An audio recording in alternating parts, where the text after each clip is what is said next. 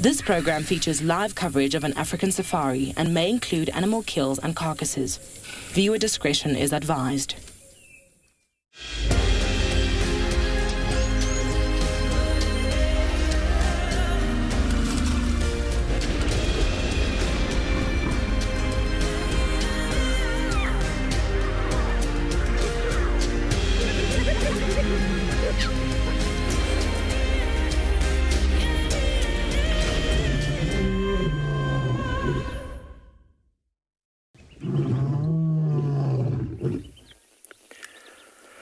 A very warm welcome, everyone. Welcome to andBeyond Phinda Private Game Reserve. It's a lovely morning here on the reserve. Judging by the shot on your screen now, you might think it's night, but it isn't. It's a lovely fresh morning here. And we're just getting a glimpse of that waning crescent moon at about 12% illumination. Not a bad way to start your day. Here in the background, all the birds are just starting to come alive, just starting to wake up. And there's a slight breeze in the air. My name is Dean, and behind the camera we've got Owen. And like I said, we're just starting our drive. The sun's just starting to rise in the distance there behind the mountains. You'll notice the colours like a pinkish sort of hue starting. We're actually on a bit of a hillside. Hoping we're going to get a sneak peek of that sun coming up.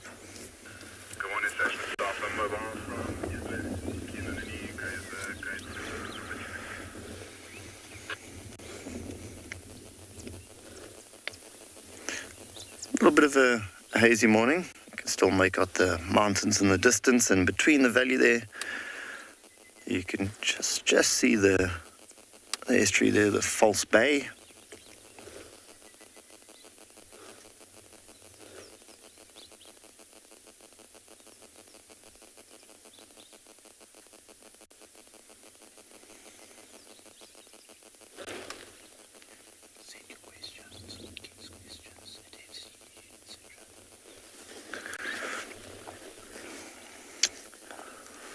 To all the viewers out there, please remember to send all your questions.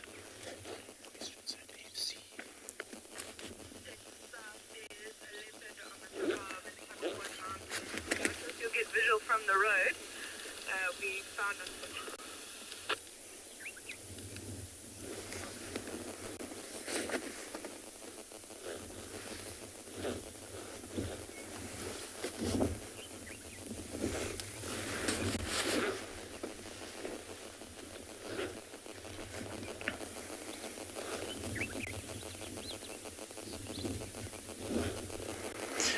all the dark-capped bulbuls starting to chirp in the background. Also a somber greenbill. Only a moment ago we had a Burchell's cuckoo also calling off into the distance. And the constant chirp of the rattling cesticula also going in the background.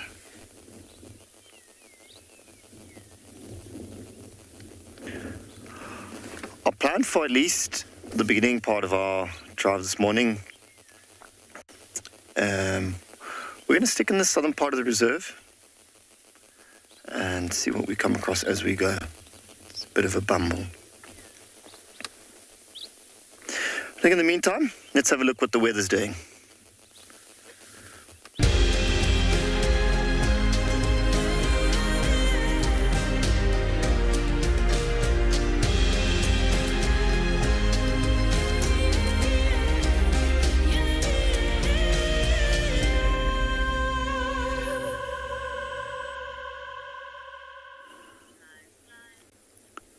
Good morning and welcome to WildEarth. We're live at Eco Training Pridelands.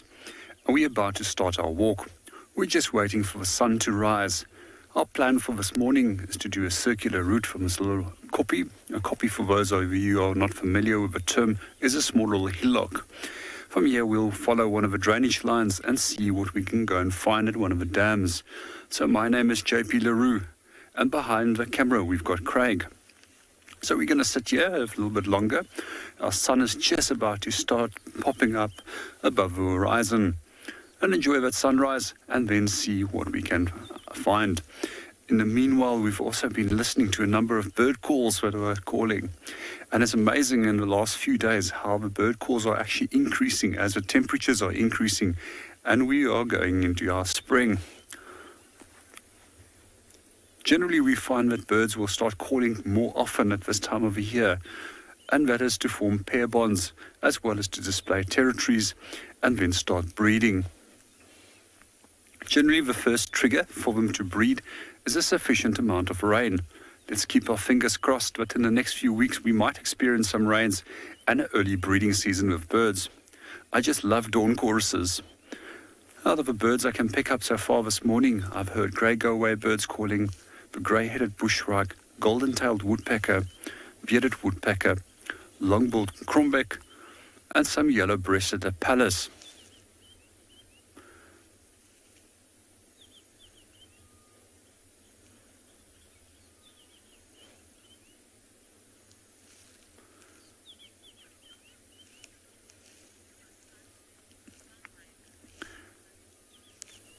Good morning, Jason, and welcome to the show. I actually love both.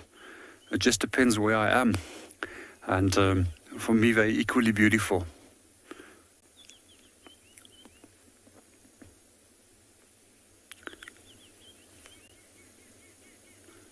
A sunrise for me is always a reminder that there's an opportunity for new things to achieve for that day. And sunsets is always for me a nice period of that time of day to reflect on what's happened throughout that day and all of the beauty that I saw in that day as I was moving in the bush.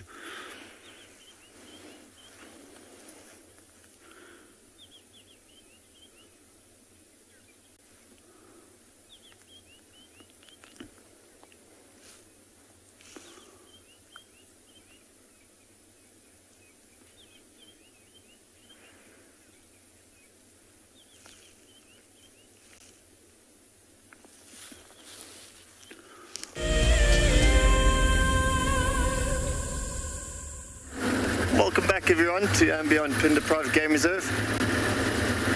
We're on the move. We're heading down to the bottom of that valley. The plan is to start at a watering hole.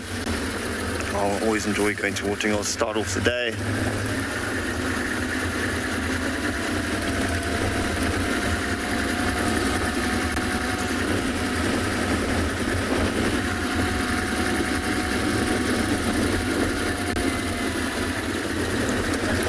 Wind this morning, definitely not as much as we had yesterday. Yesterday was quite a windy day.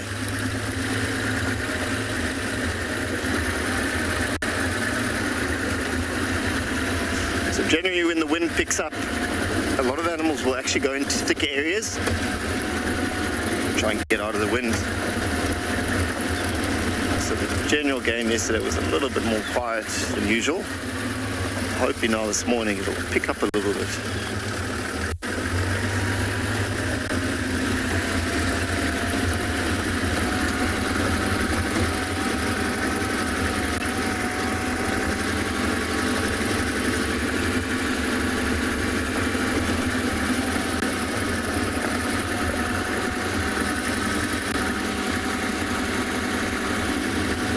As we drive around today,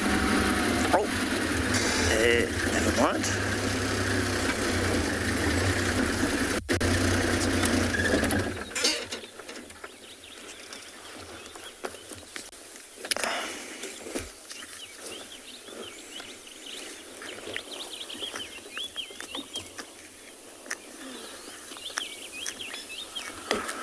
There's a young male giraffe. And it looks like there's another one actually to the left of him through the bushes there.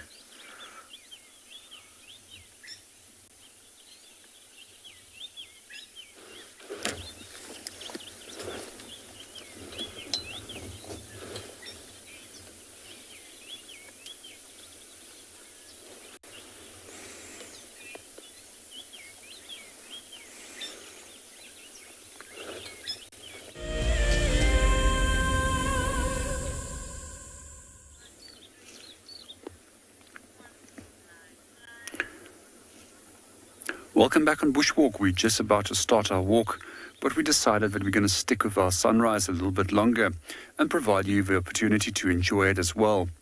I'm going to be dead quiet, and I would like to encourage you just to listen to all the different sounds, especially all the birds that are calling in the background.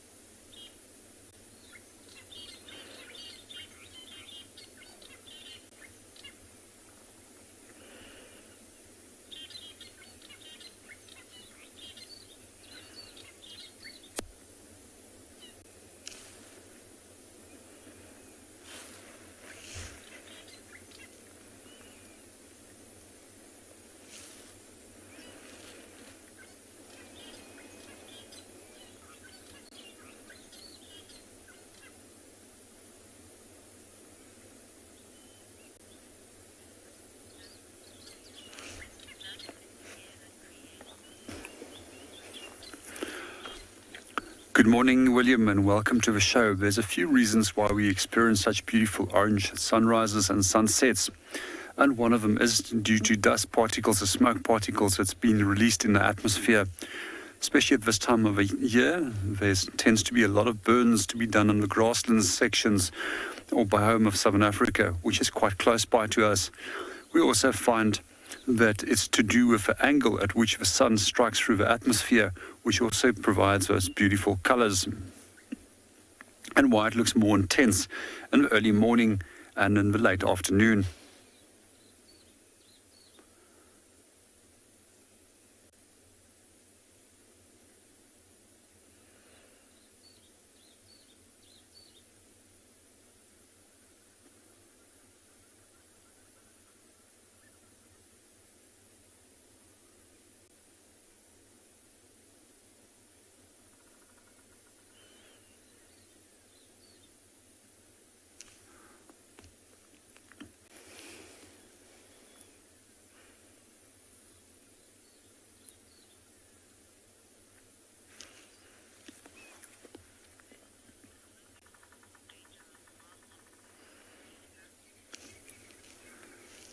Good morning, Lisa. There's a number of variables to that question, and who's more dangerous? A herbivore can be equally dangerous to a predator, and there's a number of different situations or scenarios which can increase that risk. However, we minimize those risks by providing the animals with a sufficient amount of personal space, and we never push animals. And we also make sure that we've got an escape route for ourselves as well as that for the animal. A buffalo in that question can be as equally dangerous as a leopard if you do trap them and not provide them with a personal escape route. We also avoid animals that are injured, animals that are mating, as well as animals such as dangerous game species that are busy feeding at that moment, especially predators when they are on carcasses. We also avoid any form of adult animal with young. That can also become an incredibly dangerous situation.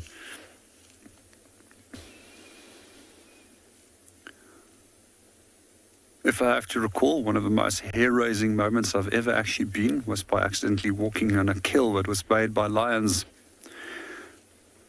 And the lions less had cubs, which even complicated the situation even more. There was a lot of growling, a lot of hissing, and we had to slowly back off, eventually till we had sufficient amount of personal space, and both us and the lionesses were happy with the amount of personal space, and then we moved away from them. But is just to prove that things can become very complicated very quickly if you're out there on foot.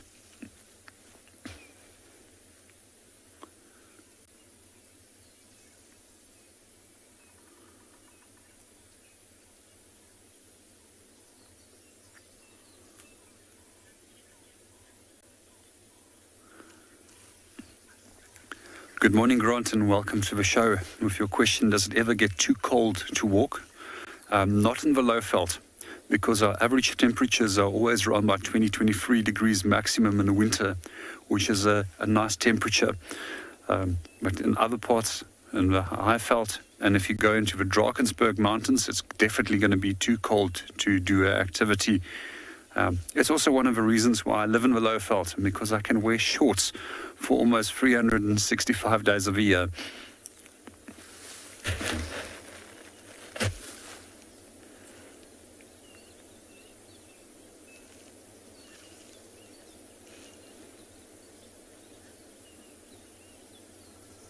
The Masai Mara in Kenya is an iconic wilderness filled with life. Its inspirational beauty has captivated our hearts on WildEarth for many years.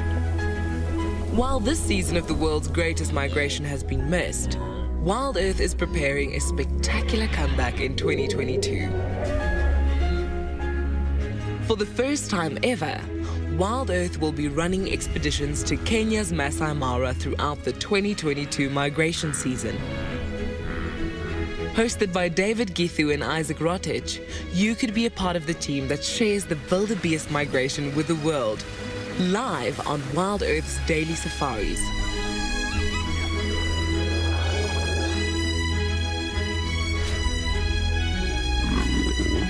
If you're interested, then head over to our website to find out more.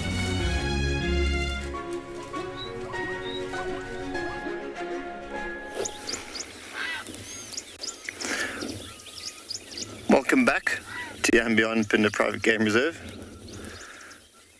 And how's that for a sunrise? Can almost mistake it for a sunset.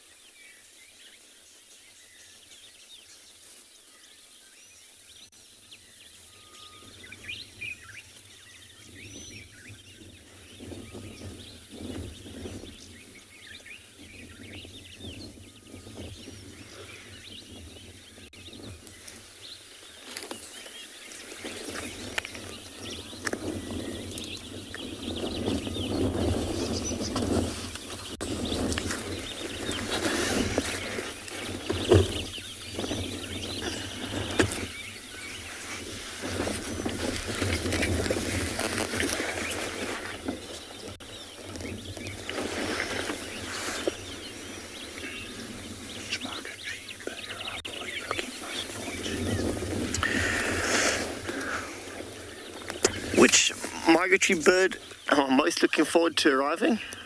I think definitely some of the bee eaters, that's for sure. I was quite excited for some of the yellow bull storks that have now already arrived. But definitely the bee eaters. The European bee eaters. I mentioned the other day on the show, bee eaters are one of my favourite birds, the little bee eater being, I'd probably say, my favourite. There's a grey heron, also cormorant, white-breasted cormorant, quite a few on the tree there. They're all nesting over there. But definitely any of the bee eaters are one of my favourite.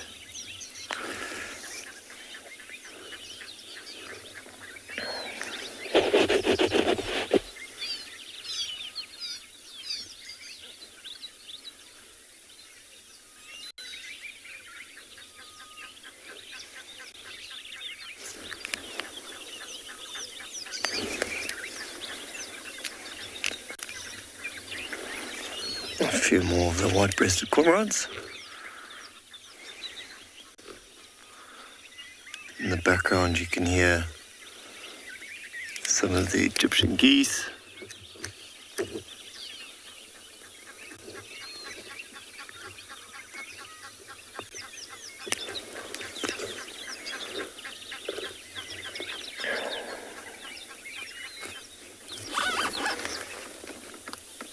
and some hippos out of the water.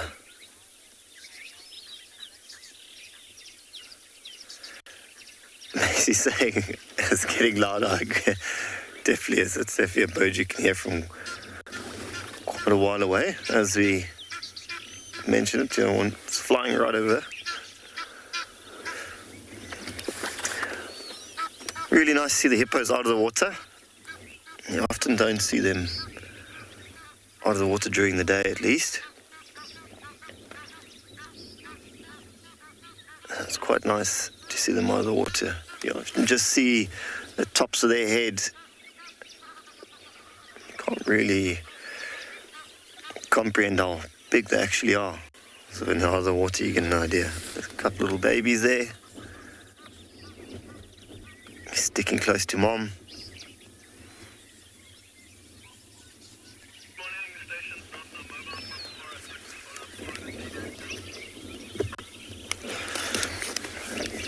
It's obviously still a bit cool at the moment. We're in the sort of tail end of winter, and especially last night was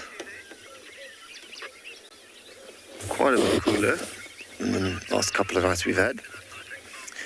So what these hippos would be doing is waiting for that sun to come up and try and warm up a little bit. Their skin is quite sensitive to the sun, so chances are they won't spend too much time in the sun. It will definitely warm up.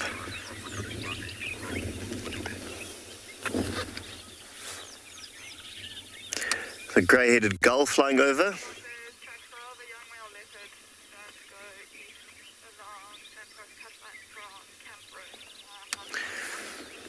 Peter's asking, can hippos produce that pink sort of liquid or secretion on demand? Yeah, so how it would work is as their body temperature starts to rise, their skin then reacts to it. So I think it's more of a reaction to it, to the sun and to the temperature, or to the UV rays of the sun. So obviously in the shade, then they wouldn't be getting that reaction, so it wouldn't be on demand, I'll put it that way. It'd be more of a reaction to the sun and to the UV rays.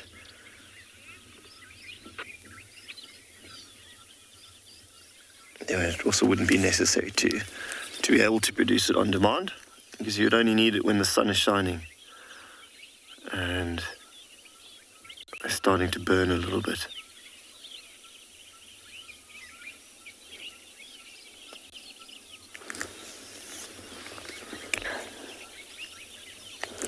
What a brave little blacksmith lapwing. It's moving between the hippos there.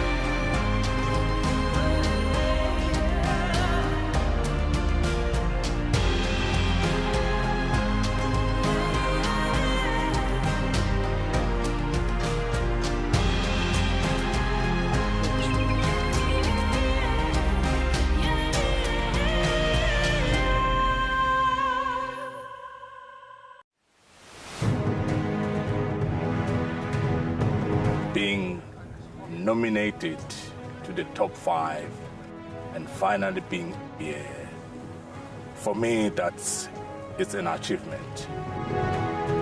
Tracks, I believe I did quite well, and the walk. And sometimes you often drag their feet forward. The storytelling as well. So yeah, I think that's where I see my strongest point. And then, that was the opportunity of the Grebe. I say the bidding and the call, definitely, for me, it was quite a big challenge. Guiding is not all about the award that we have had, but in sharing the experience and continue to do what we have passion and love.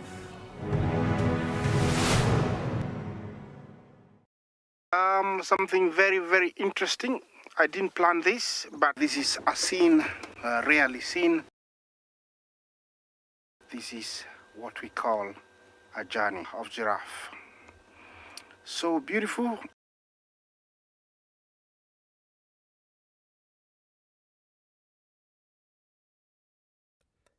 Tune into WildEarth every single day. It's in your nature.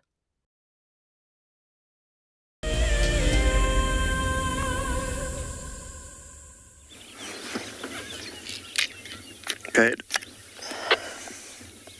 Did you get direction where that leopard was seen around Tabankus?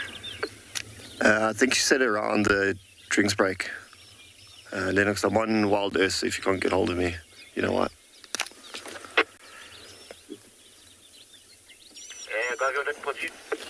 Drink stop, Tabankus.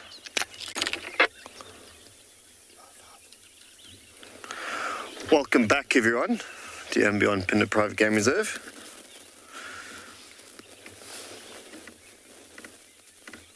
How cute is that? There's a couple of Egyptian geese with the little chicks there. There's the two that we were hearing a little bit earlier. And there's Mum and Dad.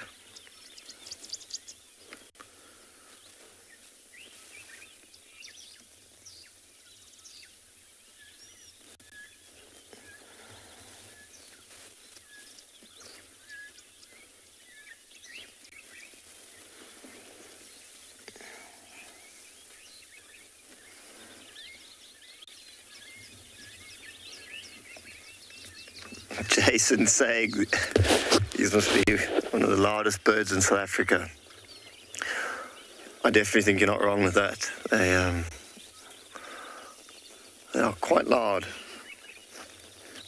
Quite loud, and they can be quite aggressive also. I've seen them chasing a few birds around also.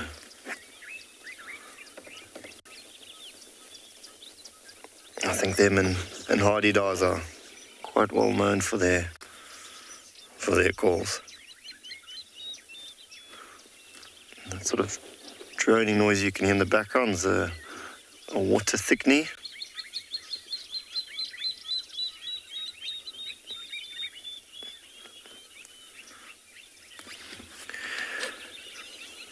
Egyptian geese obviously being monogamous, so that's a breeding pair that will stay together for life.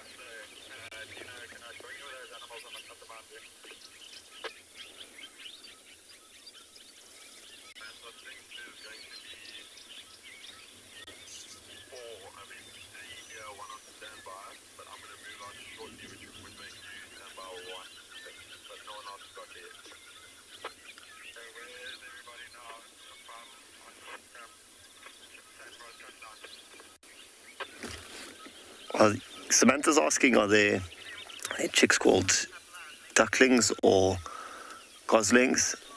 I'd probably say they're called goslings, being Egyptian geese.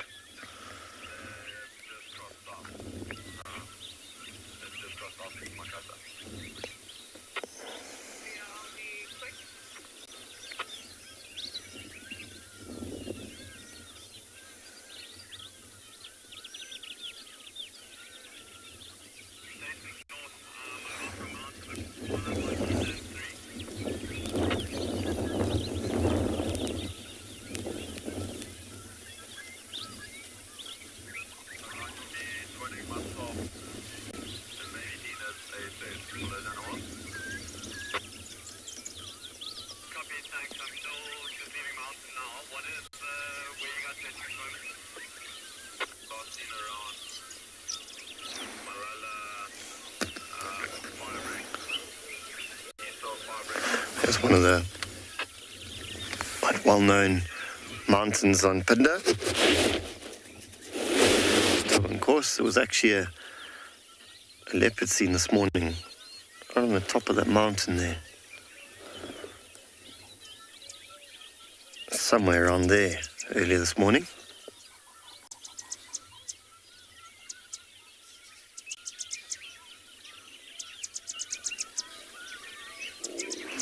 We've also, might be the same leopard. We've got a leopard in sort of that area that's got 2 cubs at the moment.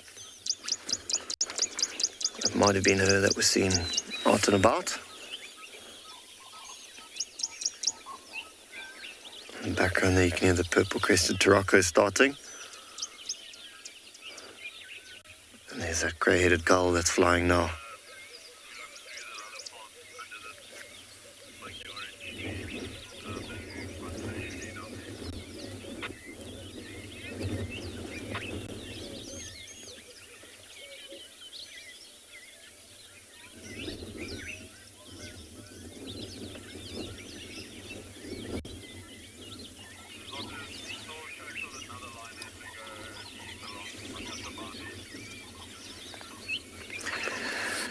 Jackie's asking, do cormorants always nest in big flocks? Yeah, they do. Every time I've seen it, they have these big sort of communal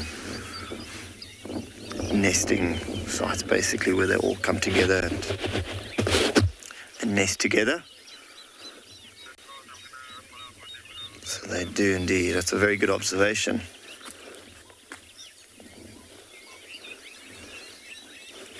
As that sun starts to come out, you often see the cormorants face their sort of that white breast and dark underparts. They'll actually face it towards the sun.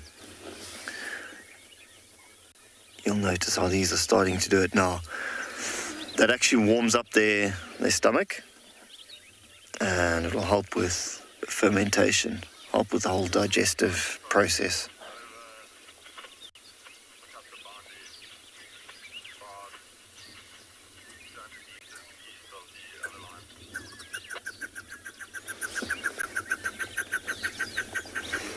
Birchall's kukul.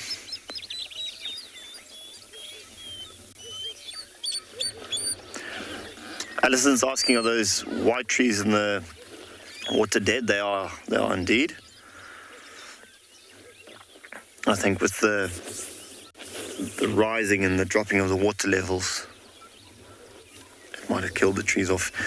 It's quite amazing. This watering hole is probably at the fullest it's been, and will be for a long time, at least until the following raining season. So I think at some stage those trees actually dried up.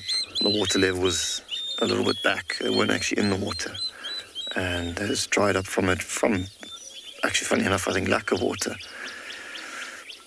And then obviously they've just stayed there, and then the water level has risen, giving a perfect nesting site for those white-breasted cormorants.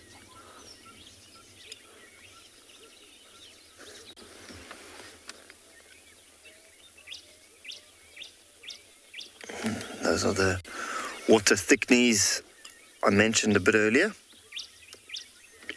quite appropriately named.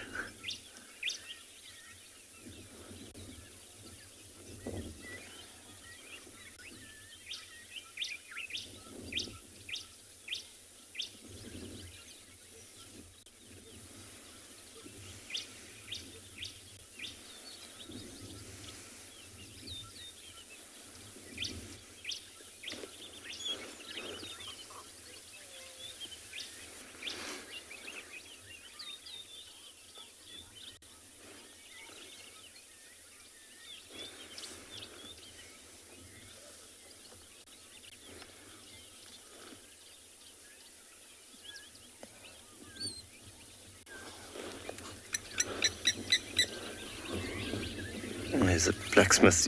Oh, wow. Blacksmith lapwing. Mobbing that water thickney.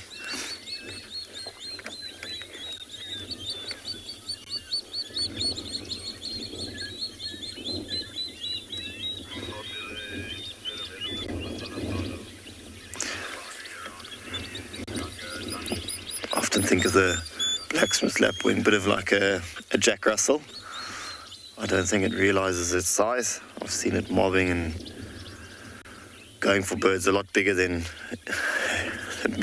itself.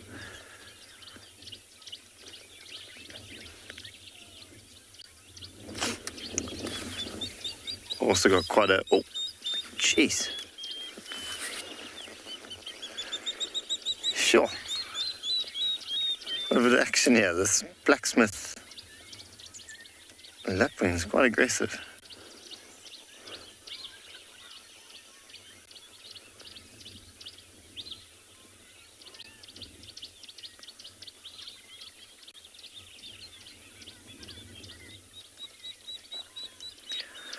I think we're going to spend a little more time in this watering hole.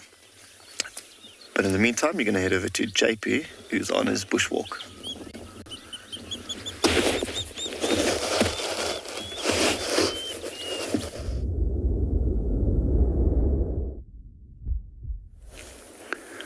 Welcome back on Bushwalk. At the moment, we're looking at a silhouette of a Marula tree in the early morning sunlight. And one of these days, these trees will also start forming new leaves. And in a few months' time, we'll have those lovely Marula fruits available again. They're probably one of my favorite fruits to pick, or for trees. It's also one of the favorite fruits for elephants. And we see that they will come in large numbers into this area specifically to target these trees for their fruit. For us as humans, those fruit also have an incredibly high vitamin C content, and it makes a very refreshing juice. It's also made into a beer, as well as commercially it's made into a cream-based liqueur known as Marula cream, which is also equally pleasant. Also, interestingly, there's in the small print on the label on the back of a Marula cream, this says a moment on the lips, a lifetime on the hips, because it's so good that you cannot resist, stop drinking it. It's served on ice cream and also straight into a glass with ice, and they're always a great sundowner drink. Some of the other things I find particularly interesting about this tree is that it's also often used between couples to resolve issues. And in African culture, if you and your partner has an issue and you're becoming a disturbance to your neighbors and the rest of the people in the community, they will tie you onto this tree, and you've got until sunset to resolve your issues. I'm not 100% sure if it's actually the fear of animals or the fear of darkness which actually leads to the resolution of that conflict between the couple. We also find that in African culture that this tree is also used for determining the sex of an unborn baby. Seeing that the tree has both male and female, separate male and female trees, they'll take the leaves of the tree and bathe into that to try and predict the sex of that unborn baby.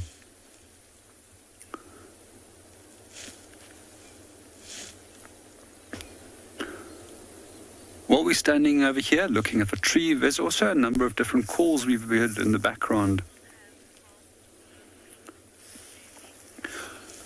Good morning, Debbie, and welcome to the show. With regards to your question, does false Marula fruit have fruit? Yes, they do, but they are much smaller, and they don't ripen into that big yellow fruit that the Marula does.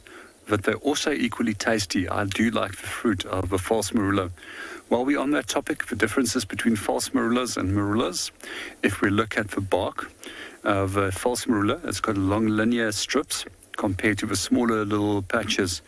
Often if we look at the bark of a Marula tree, it looks like if it's been hit by hail. And sometimes, if we take off those little pieces of bark, we'll see a pink undercolor to it.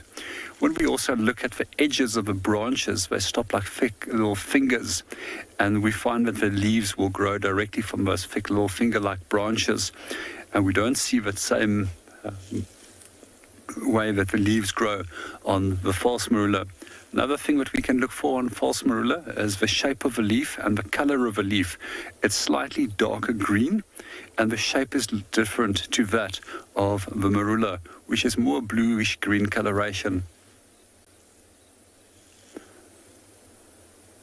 So to come back to those sounds that we've been hearing in the background, one of them was a hyena and the other is elephants that are breaking branches. We're definitely going to go and follow up on that sounds that has been made by the elephant and see if we can go and view them.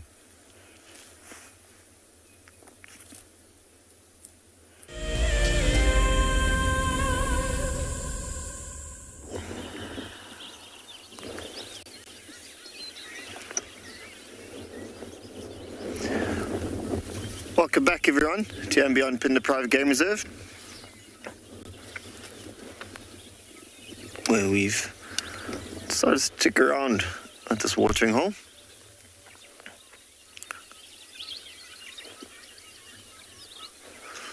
Every time we come close to moving, there's something else that happens.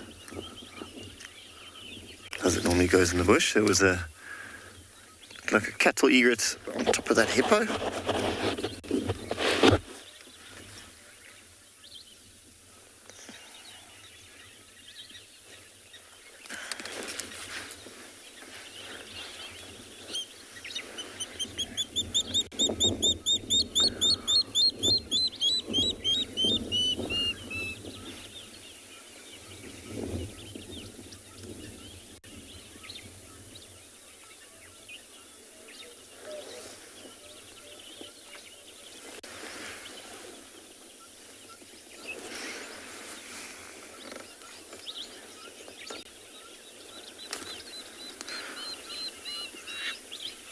Still hear that water thickly calling over here. Sounds like a couple of grey herons flying overhead also now.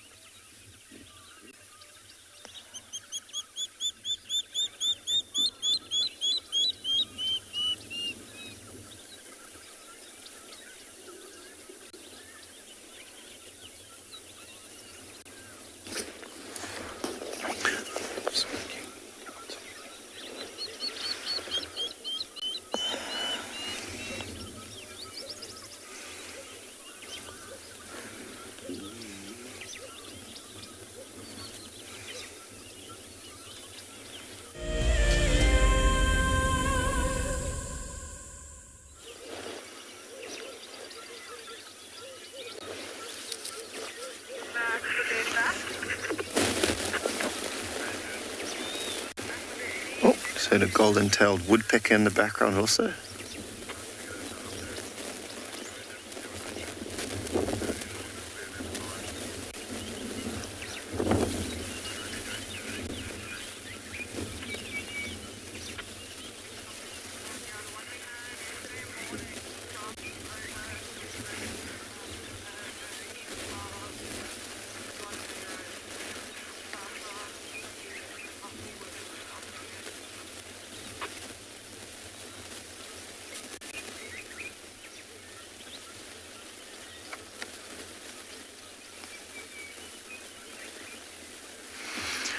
Water thickening obviously being a little bit different to the spotted thickening. It's got that sort of characteristic black and white stripe that runs along the body.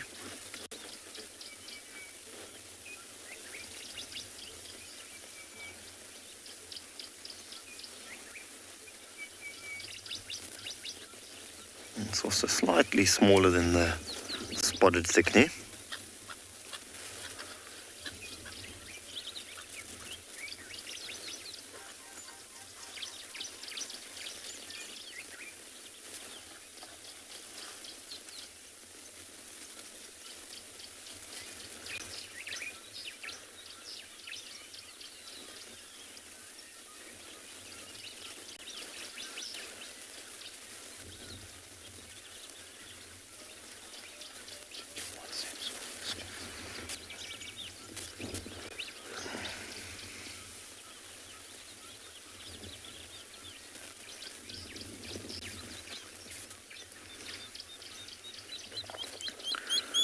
Melissa's asking,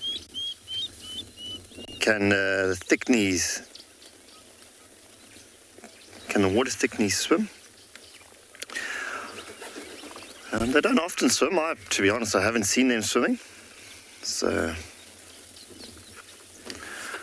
no, to answer your question, I would say they probably can't swim. I mean, if they were to fall in the water or something like that, I'm sure they'd be able to get out, but they're definitely not swimmers as per se. Their food being like crabs, frogs, little mollusks and that sort of thing that they'll actually get from the water's edge. So they wouldn't have to go into the water.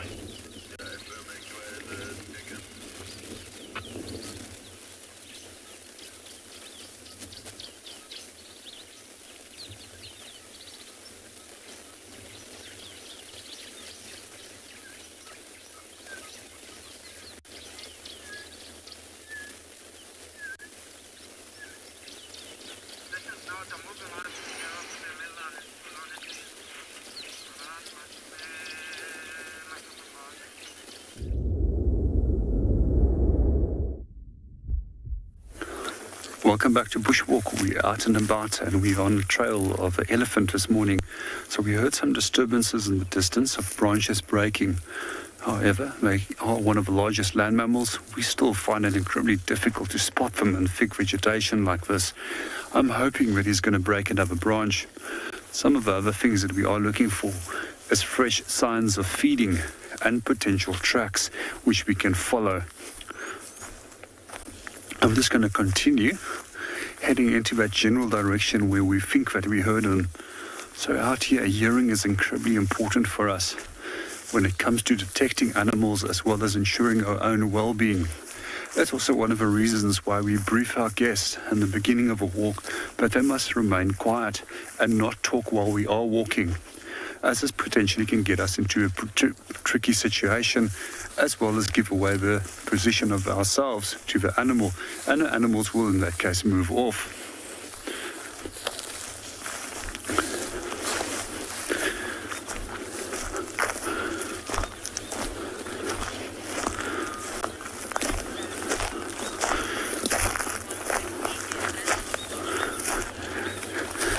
Good morning, Damon, and welcome to the show. Yes, they can be incredibly easy to track, but they can also be pretty difficult at times as well. Even though if they have incredibly big feet, they do tend to move quite fast, and we sometimes find that we miss them just by walking past a bush where they were moving behind or in a drainage line, and it's not so always as obvious as you would think to find them.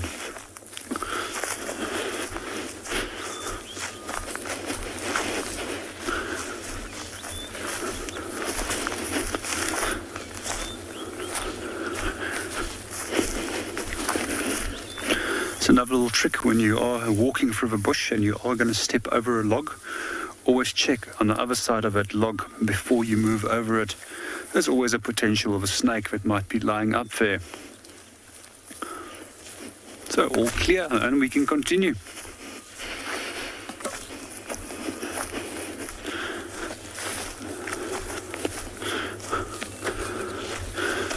So far there's only old signs of elephants moving through the area.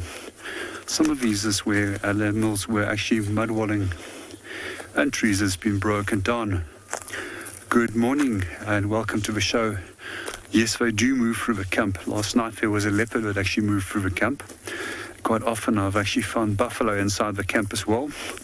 One morning I woke up and as I walked out of my tent, within 2 meters there was 2 incredibly large buffalo bulls lying around. The previous night they were feeding around the tent as well, and they were disturbing the guide ropes of the tent. And then elephants also do come through the camp quite often. And once again, it's amazing how quiet they can be. You will still be in your tent, and the next moment you will hear a branch breaking next to your tent, or a very big elephant dung ball splashing on the ground next to you.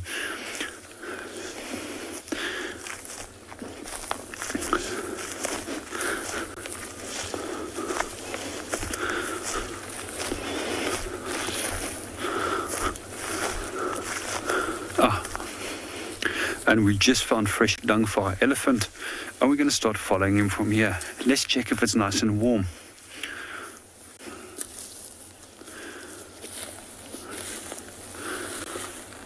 This one is slightly older.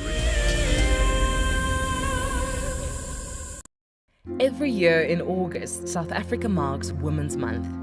WildEarth would like to acknowledge and thank all the amazing females who have worked tirelessly to share our nature with the world. We're gonna have to just wait, okay? She's gonna come out there just on my right-hand side, and she can see these impala. Now you've got to inhale it. It burns. I don't know if it's supposed to work instantly. Go, girl, go. Get her. Get her, girl. Get her. I'm so looking forward to following her story in the future. I'm really hoping there's two. I'm really hoping there's two. But you know, even if there's one, oh my goodness, everyone. And I get to share it with you. Isn't that extra special? I get to experience it and show it to everyone.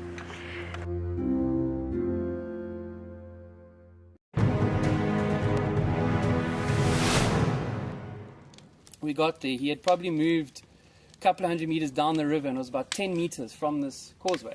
So I radioed the lodge quickly and just asked them to bring a land cruiser around and some tow straps. So we thought we were going to try be heroes and save this giraffe. And now a big bull, probably over a ton. He's a big unit. Got the tow strap one side of the giraffe and managed to get it around him with the boat, and the other edge of the tow strap obviously back onto the bank. So we made this U around him because he was lying quite close to the bank.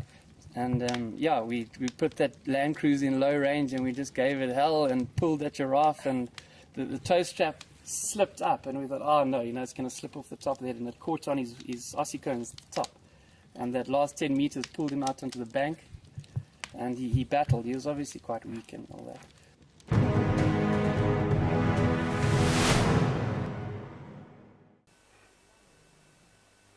This is a battle of two great carnivores of the African wilderness.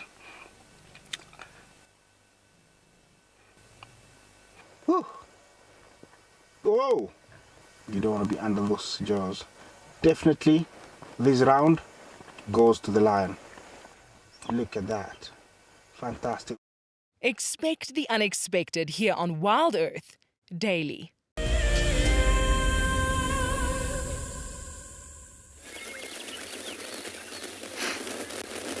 Welcome back to all our viewers. Welcome to andBeyond, Phinda Private Game Reserve.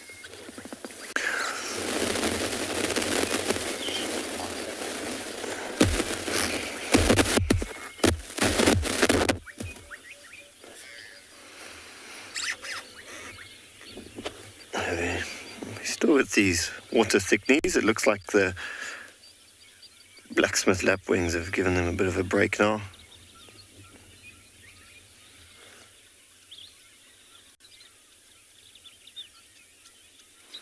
Just duck down to the water's edge there. The black-collared barbet calling.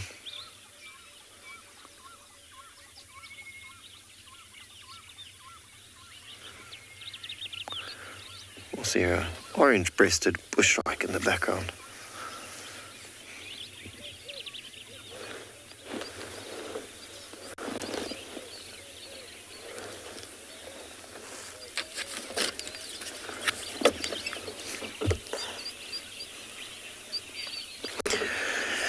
Derek's asking, how close is Phinda to the ocean? As the crow flies, about 30 kilometers directly to the ocean.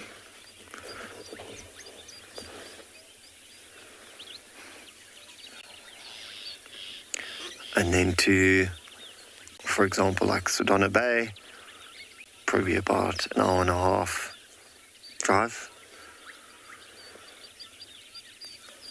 So quite close. Which is quite amazing. You can have, one moment you can be in the bush, and only a short drive you can be on a beautiful coastline.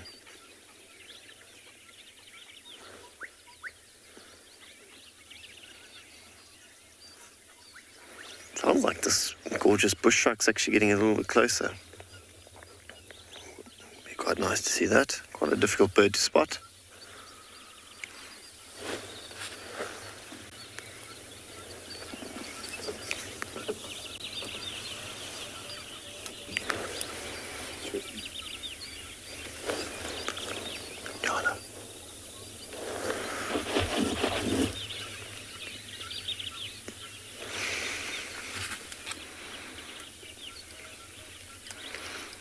I actually just spotted a couple of nyalas that have come out to have a drink.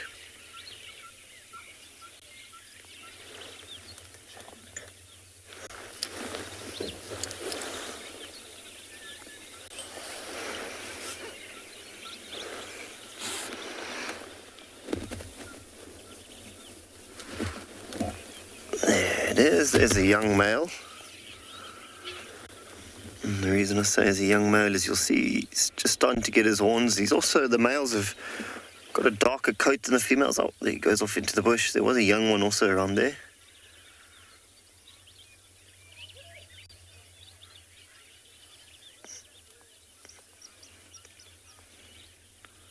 Let's move off into the bush.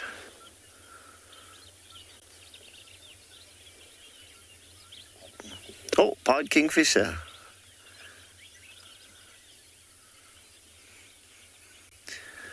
I'm doing a brilliant job to stick with it there while it flies. Have a look at that. How special is that?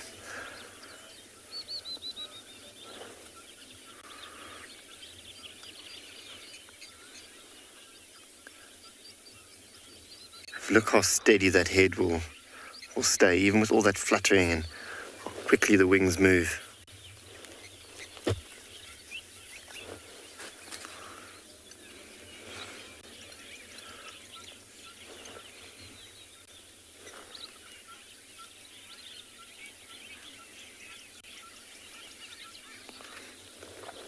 Bongani is so right. There's always something happening at this watering hole. In fact, anywhere in the bush I found, there's always something happening.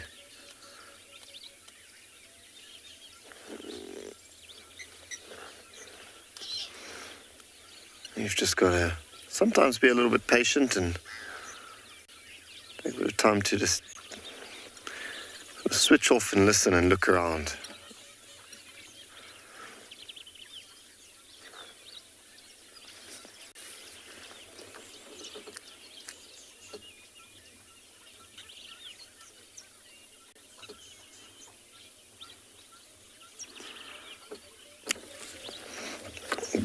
Yeah, I agree.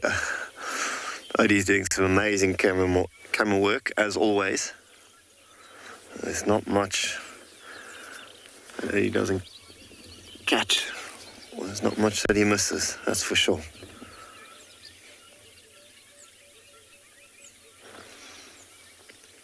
Especially when filming birds. It can be quite tricky. They sort of dart left and right and drop.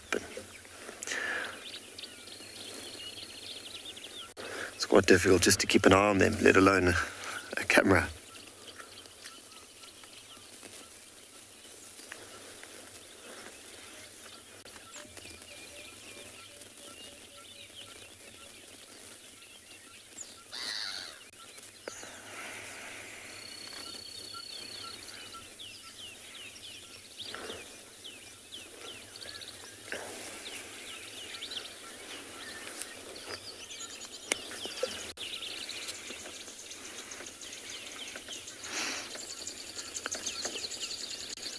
You'll see a few of the sunbirds also starting to come out.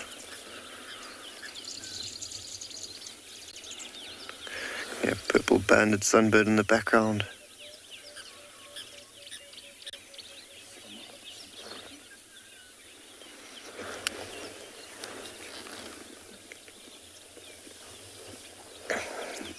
Looks like there's a lily there. Quite far away, might be one of the crinum lilies. I'll start to open as the sun comes up. Just like the hippos, trying to catch that sun.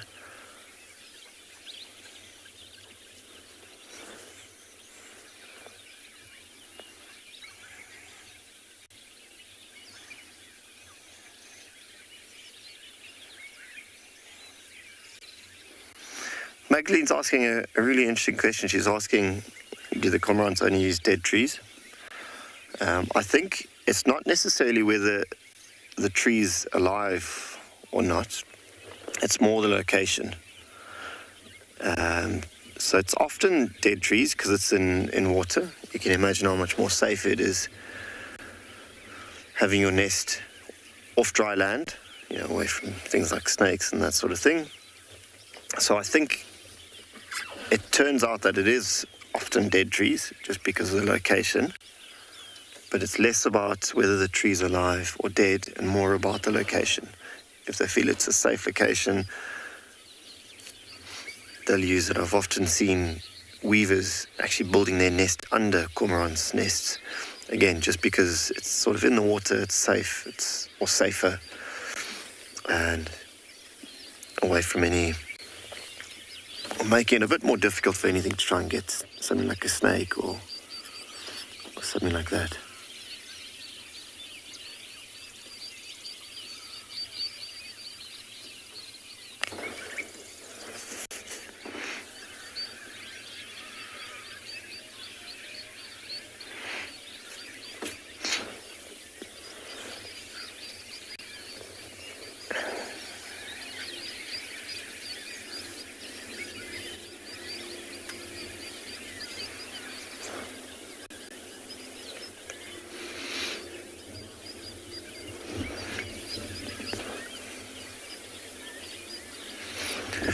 Odie and I were trying to scan sort of in that area where those grey-headed gulls are for a pretty big crocodile that we often see in this area.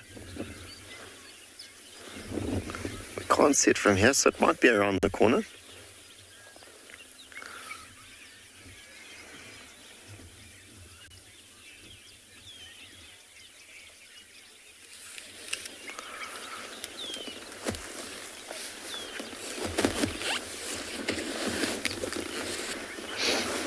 Whitebane's asking, are all the gulls white or grey-headed gulls? No, you actually get quite a few species. So you'd get like the slender-billed gull, you get the culp gull, lesser black-back gull. So no, they're definitely not there. There's quite a few different species. You even get the black-headed gull, for example. Quite similar, but as the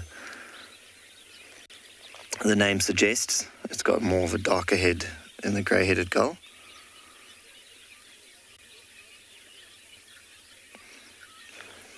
So definitely not. There's a few species. Here's a Caspian tern.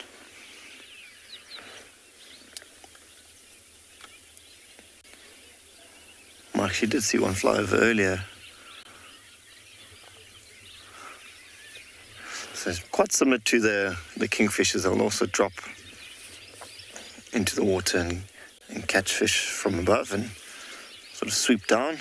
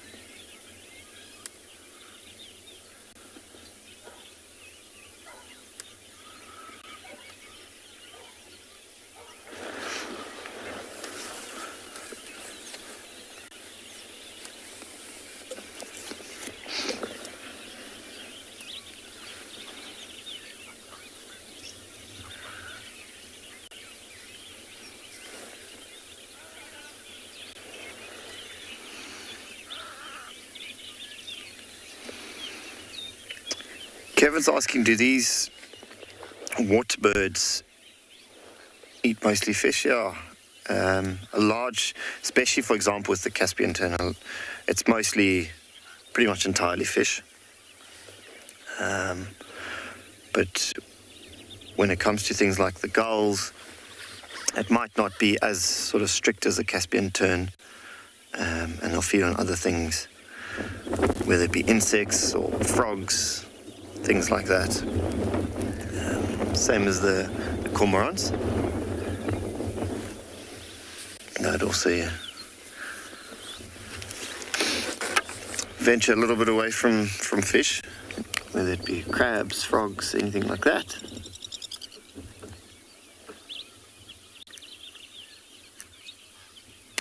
Looks like Odie's spotted some starlings. Looks like a Cape glossy starlings there. Can't see it at the moment, but if the sunlight catches their feathers, they've got this beautiful metallic sort of purple blue sheen. They're actually very stunning birds.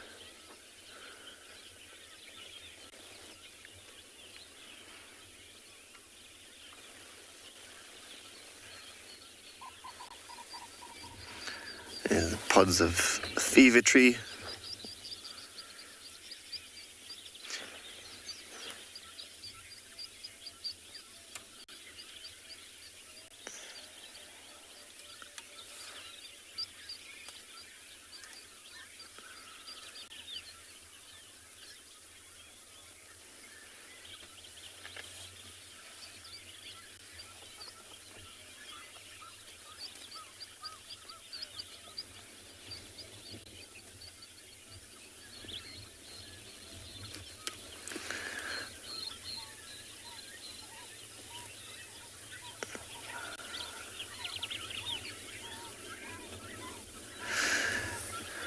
I think we might stick here a little bit longer, but in the meantime, you're going to head over to Cedric, who wants to say morning.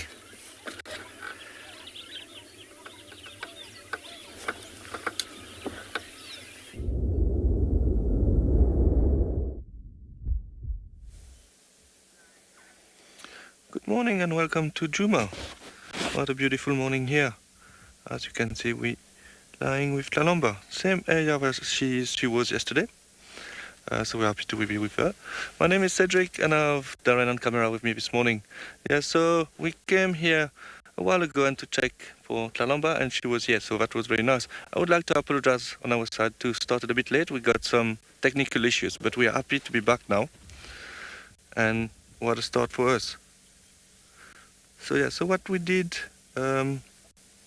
we came here and I looked on the tree. I could see the kill, but I couldn't find her, and she was lying on another tree.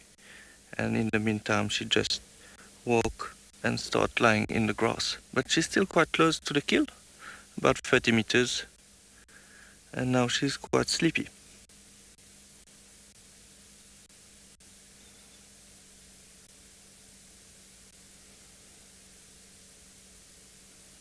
You can see her belly is nice and full. Hopefully she will start moving again. What we are hoping is that she climb back on the tree to a kill. That would be very, very nice. But she seems to be very comfortable here.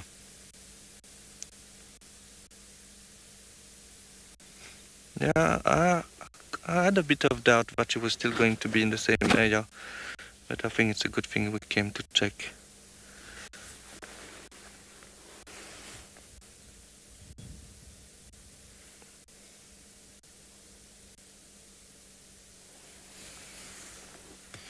It is a beautiful sun at this moment. The sun is rising nicely. As you can see, the colors are coming out. It is very nice. I have a feeling it's going to be quite of a hot day, though.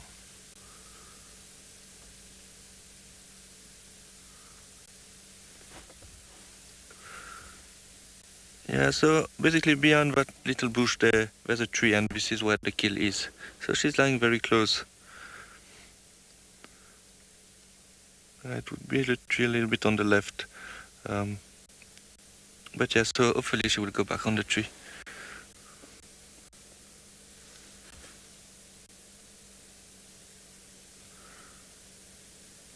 but it's always nice to start on our side with the first animal we saw is a leopard. I think we didn't see even one impala on the way here. But obviously we'll spend a bit of time with us.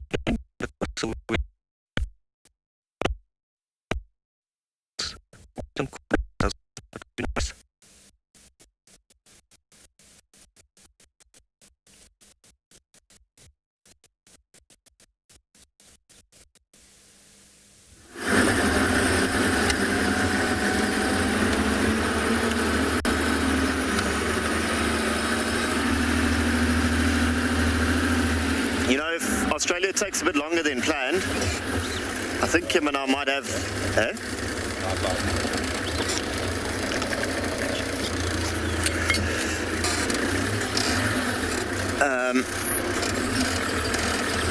We've moved on. Welcome back everyone to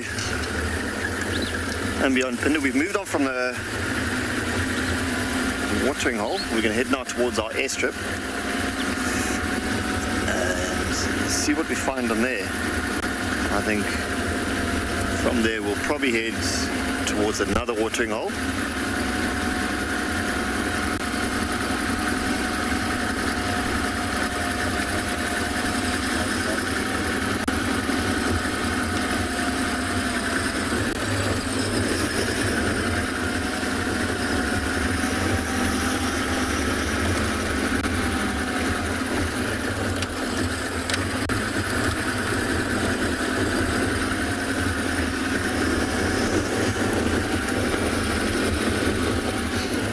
Here's our airstrip. We find quite a few impalas here. Spotted some guinea fowl over here.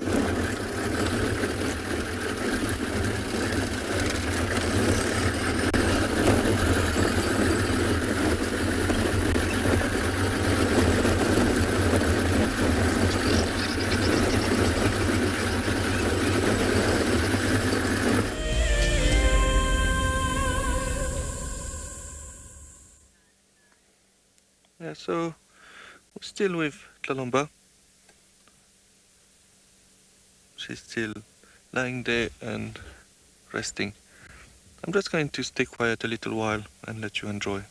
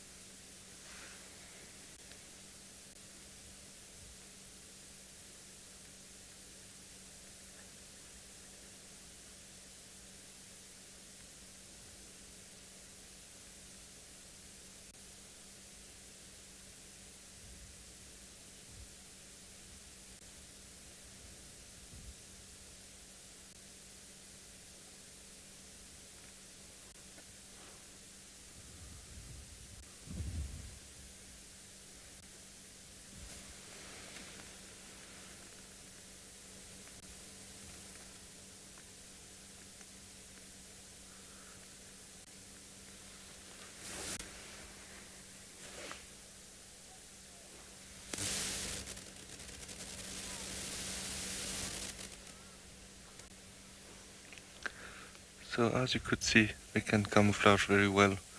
I'm sure a lot of time we drive past leopard if they're lying in the grass and you don't see them, obviously you will miss them.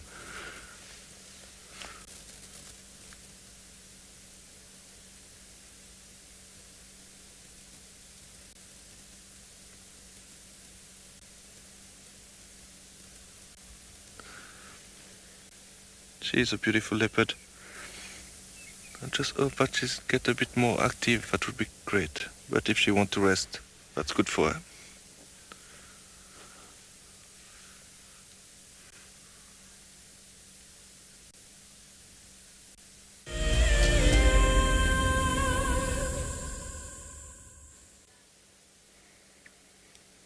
Yeah, so Kalamba is still lying there. It's a bit sad because she was quite active earlier, so maybe, you know, after eating so much food, she just wants to relax and digest. But I'm hoping that she's going to start moving. So, yeah, just for you to know where we are, it's exactly the same spot as yesterday. So we are very close to the buffer shoot cut line. So north, we are basically north of Djuma.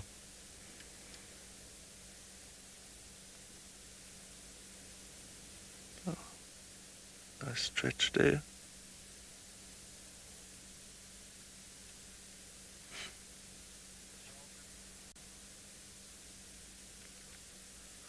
It is a beautiful morning here. I'm not sure where she's going to go after when she finishes that kill. There's a little bit of meat left, but not too much. I don't think we can see it from where we are. We're not very well positioned for the kill, but we'll try a bit later. Maybe she might move in that direction, but it's behind a branch.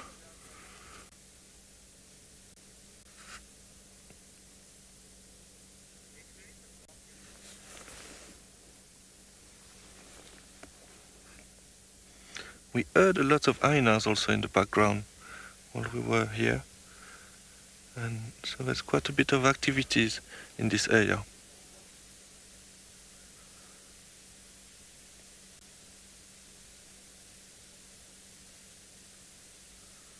So what happened is that when we came here, I looked on the trees as I was saying, didn't find her. So I said on the radio to the other guide that she's not here, and as soon as I was talking to them, she was lying in a different tree. So it was a very good surprise for us.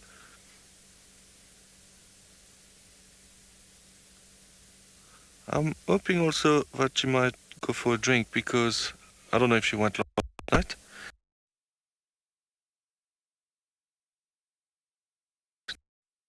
And after feeding, generally they like to go for but she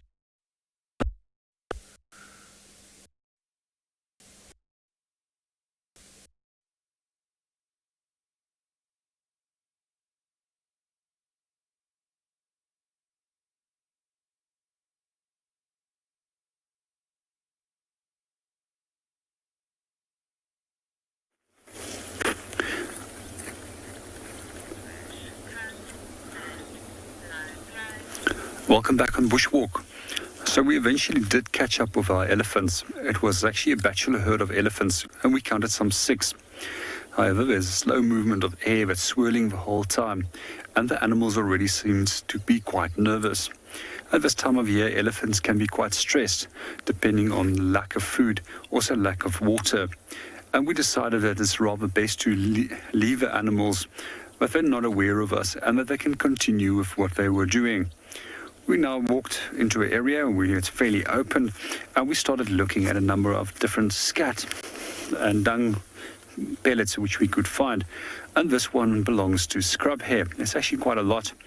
And Craig, the cameraman, actually pointed this one out, and he reckons that this poor scrub hare must probably broken a tear when he pushed this one out. This is probably the largest pellet that I've ever seen for a scrub hare, and it's probably twice the size of normal pellets if we compare them to this much smaller one that we have right over here. So one of the things that I find particularly interesting about scrub hares, and for those of you that are new to the show that might not know, is that they actually produce 2 types of different feces. One is a pellet that's produced at night time, which they will randomly discard, as these over here, and the others is when they're in the daytime, where they will re-eat those so that they can get the nutrition that is still locked into that pellet, as well as that they can absorb the necessary B vitamins which is still inside there, as that they've got a fairly poor digestive system. Sometimes some of the other little signs that we get for scrub hare in the area is actually little patches of uric acid that's been on the ground. And it's not often that you find scrub hare dung, but it's quite a unique little field sign. So next time when you're out and about tracking and you do find these pellets and you find some heron on the ground, which has got a white wash to it, a coloration to it, that's very likely scrub hare urine. We also often find their tracks, and the track itself is quite a deceiving little track. It can appear like anything from a jackal to anything else, but what they do is they leave a very unique track pattern. If you look at all four of the feet, it generally creates a shape of a 7 or a L by which you can identify them. I like scrub hares. They quite often run in front of our vehicles at night. So as an ethical approach, when you are having a scrub hare in the front of your vehicle, switch off your lights and just give him the opportunity to move off the road. Otherwise, he's going to continue running in front of your vehicle for the whole evening.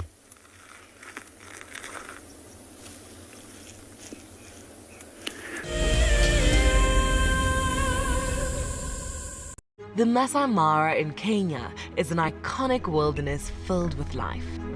Its inspirational beauty has captivated our hearts on WildEarth for many years. While this season of the world's greatest migration has been missed, WildEarth is preparing a spectacular comeback in 2022. For the first time ever, WildEarth will be running expeditions to Kenya's Masai Mara throughout the 2022 migration season. Hosted by David Githu and Isaac Rotich, you could be a part of the team that shares the wildebeest migration with the world, live on WildEarth's daily safaris.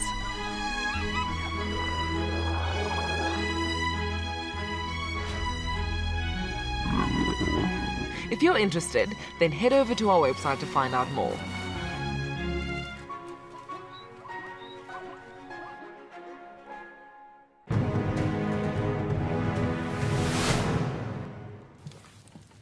The scrub hare collected a dry grass, put it next to the waterhole as the hippo walks down during the warm of the day to drink the water.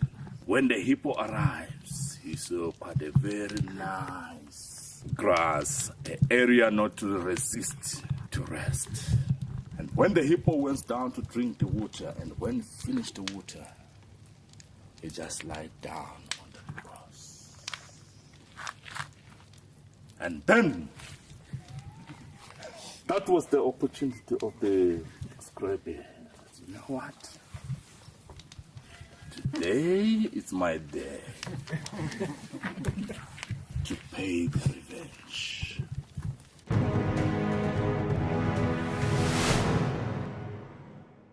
Looks like it's a very difficult climb because every time it tries to climb, the ground is breaking, so it slides down. But it's the only one. Look at that. That is the call of desperation with a cub. It's like, what are you doing, mommy? Oops! Oof! Expect the unexpected here on WildEarth daily.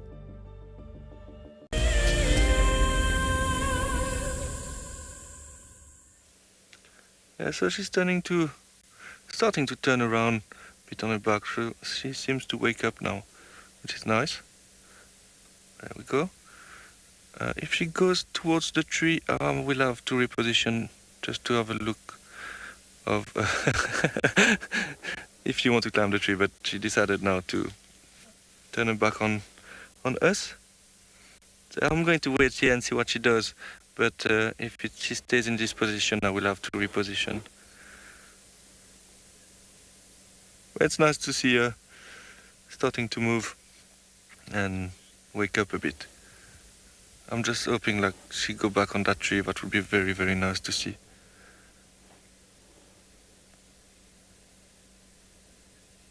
The only thing is that if it gets a bit warmer, it's not going to be very comfortable for her to be in the tree because there's no leaf on that tree, so she will be lying in the sun.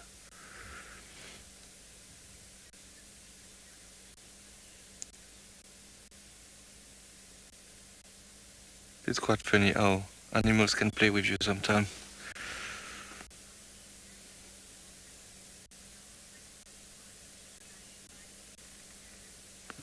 And are you saying you're so happy to see our princess on Fila on Friday?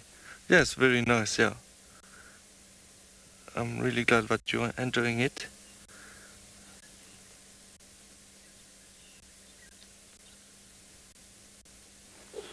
think might have to move a bit because the visual is not great.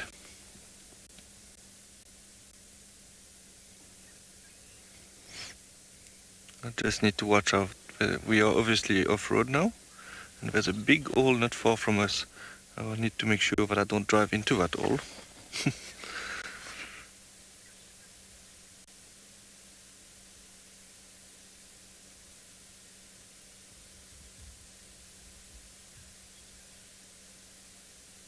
Oh, something caught her attention there.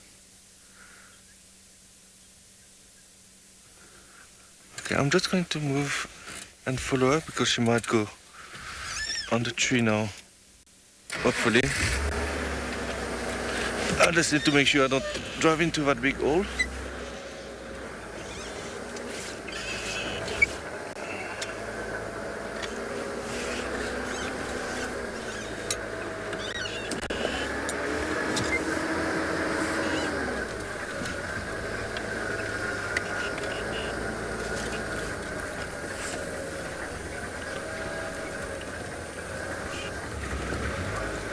Yeah, there we go. Give us a little shot, Kalahari, please. I love watching leopards climbing trees. Don't lie right there, please. She might just lie at the bottom of a tree or go to the bathroom. Yeah, Darren is laughing as well.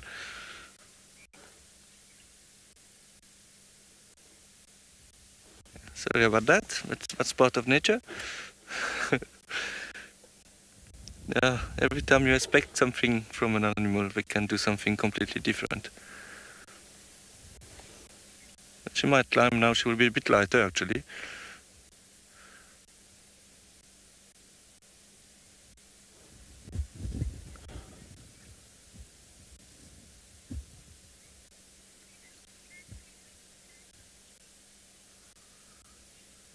Erika, you're asking if leopards are taught to climb trees from their mothers. Obviously, they will take example from their mothers, but they are very playful when they are young. So they always jump on trees or even trees which is lying down, which have been pushed by elephants. So they do that by learning, yes, but also while they play, they get some knowledge of doing that. It's also part of their instinct, I guess.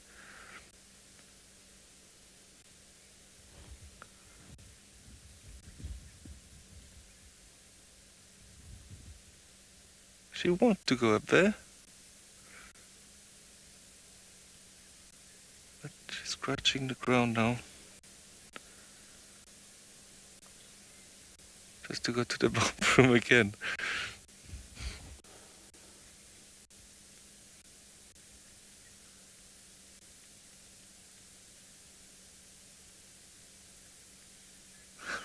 There we go.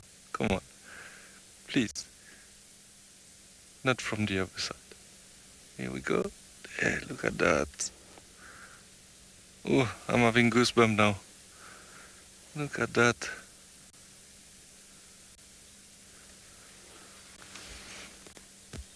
How beautiful is that? Eh? Oh, thank you, Kalahari.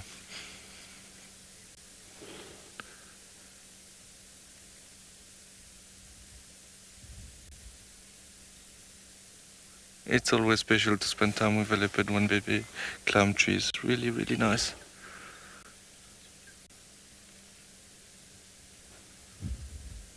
And the light is beautiful. So now, if you're a photographer now, it is a beautiful shot with the sun facing her.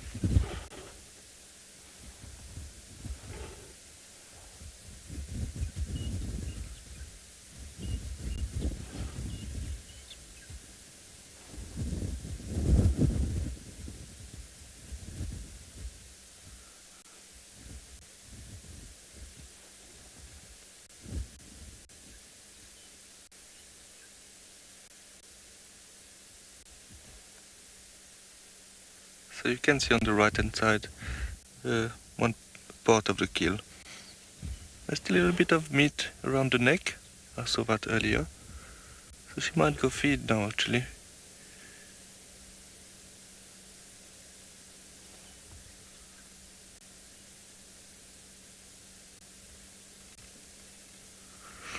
Okay, so obviously we're going to stay with her now. In the meantime, we'll send you to JP, who's on the bushwalk.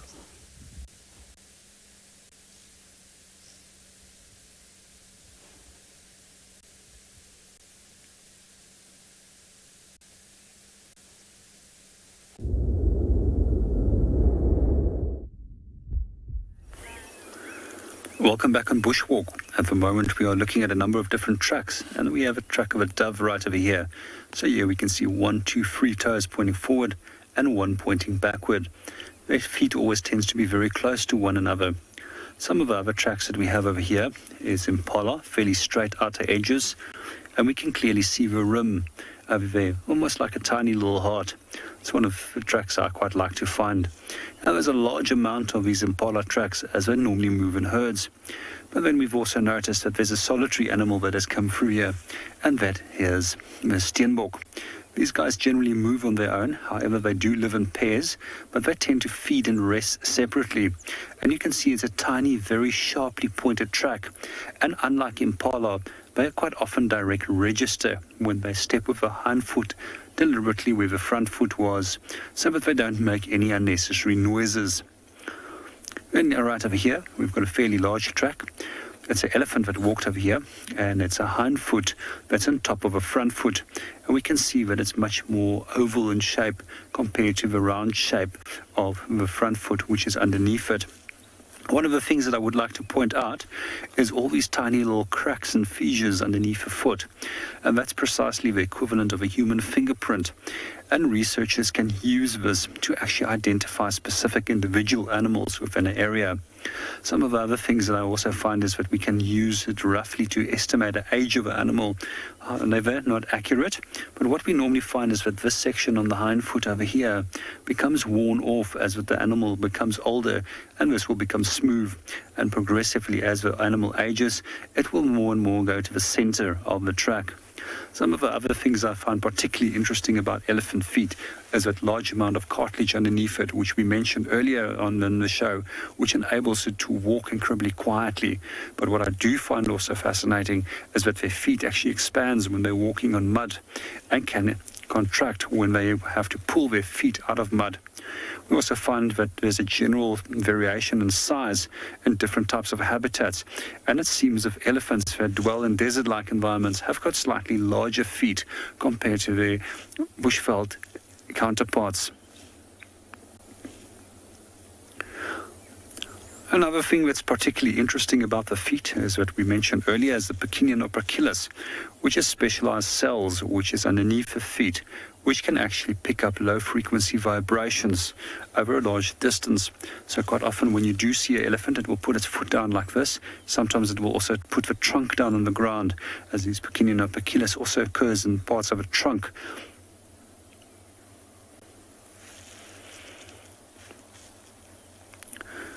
Well, we're going to move on and go and see what else we can go and find.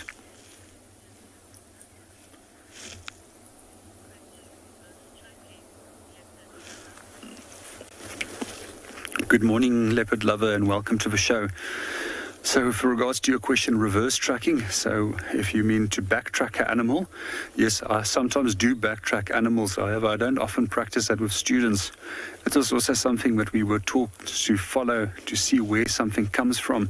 And that was also something that we were taught in counterinsurgency tracking training, to rather see where does a person come from and what they've been up to. Sometimes that also provides you with valuable clues about what the animal has been doing, or what the person, in that case with counterinsurgency tracking, was actually doing. Sometimes it might actually lead you to a position where they were sitting, and you would gain valuable clues. For example, a cell phone card that might have been dropped or switched from a different country, something like a battery, a water bottle, or a tin of fish. And quite often we used to use those little telltale signs. For example, fish that are sardines obviously, with a Mozambican or Portuguese writing, obviously came from Mozambique.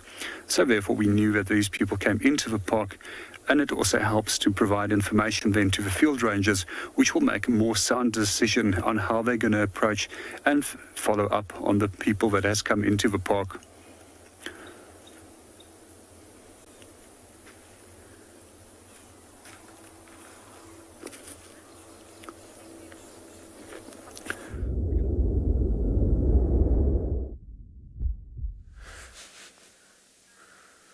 Yeah, so we had to move around the tree.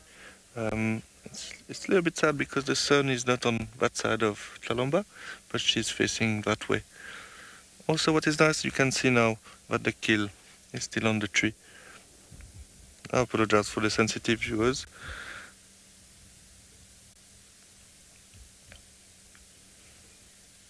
But what a sighting.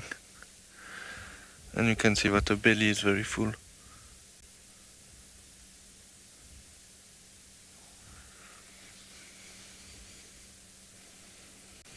We had an incredible time since yesterday with her.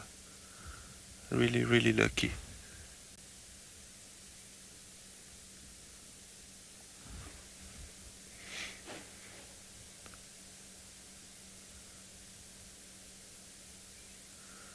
It is so relaxing to watch a leopard lying in the tree.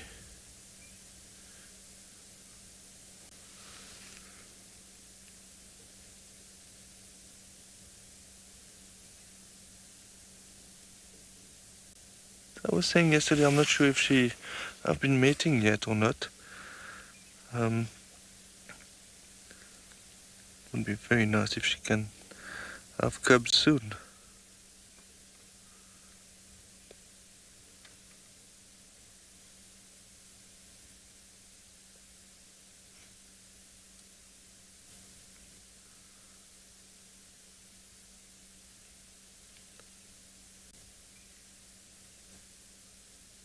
Look at those long whiskers.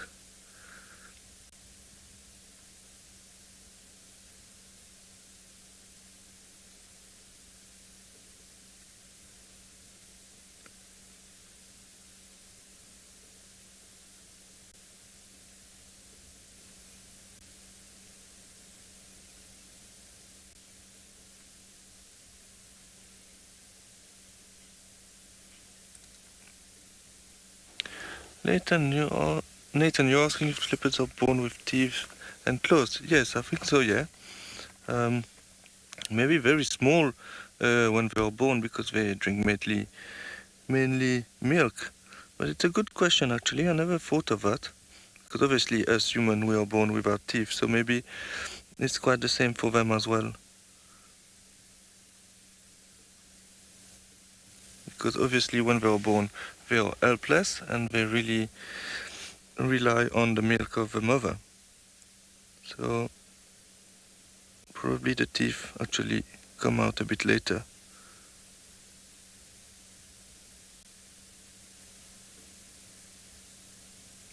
So the mother will hide the cubs obviously very well,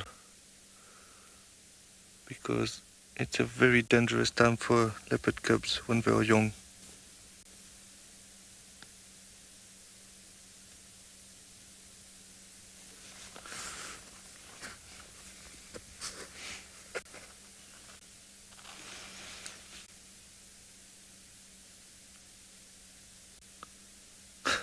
We spent so much time with her since yesterday that I'm not sure what to say anymore.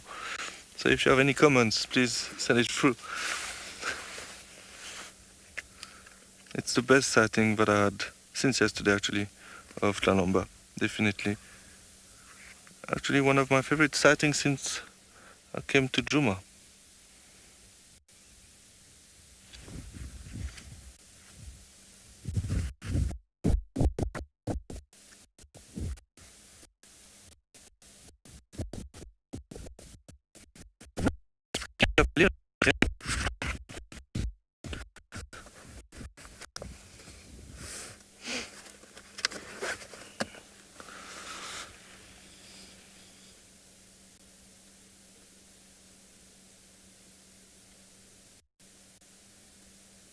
Yeah, so I think she's going to spend a bit of time on that tree, but if it gets too hot, she might go lie maybe on the termite mount again in the shade. You could see she was stretching the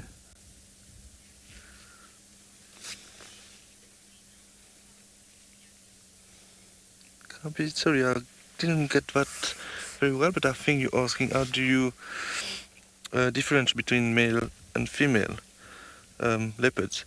Well, it is not the easiest thing for other animal, but generally the male have a bigger face, so the eyes will be a bit wider apart, but obviously when they are young, it's a bit more difficult. A young male might look like a female, but obviously the other way to look at it, it's the genitals at the back. So this is the best way to differentiate. But of course, like some of our viewers, you get used to it, and especially when you start to know specific leopard, it gets easy to recognize them, and you will know directly if it's a male or female, and I know that lots of you are very good at it.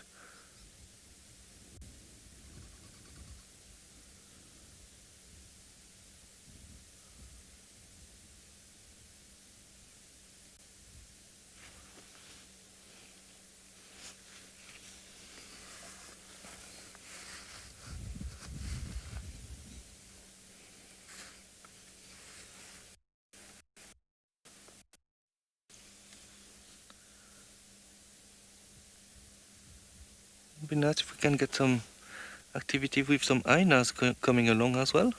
She's very safe in the tree, but just to get a bit of action. You see, beautiful yawn.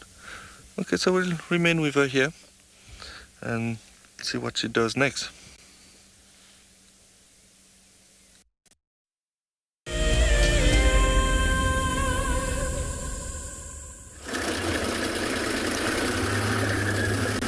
Welcome back everyone to andBeyond Phinda Private Game Reserve, where we've heard reports of tracks of a single lioness heading up this road here. While we're bumbling around, we thought we might investigate, see if we can pick up these tracks again.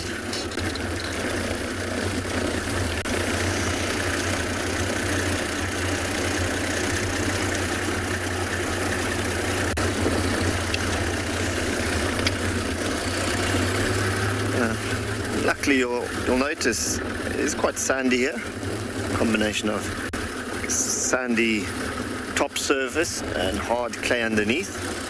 So as long as there's a bit of loose sandy soil, we can sort of make out a track.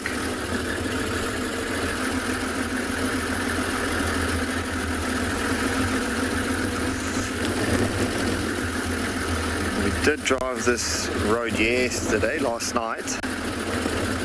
So any tracks we've seen on top of ours, we know they're from either earlier or late last night or earlier this morning. And looks like there's white rhino tracks also in the road.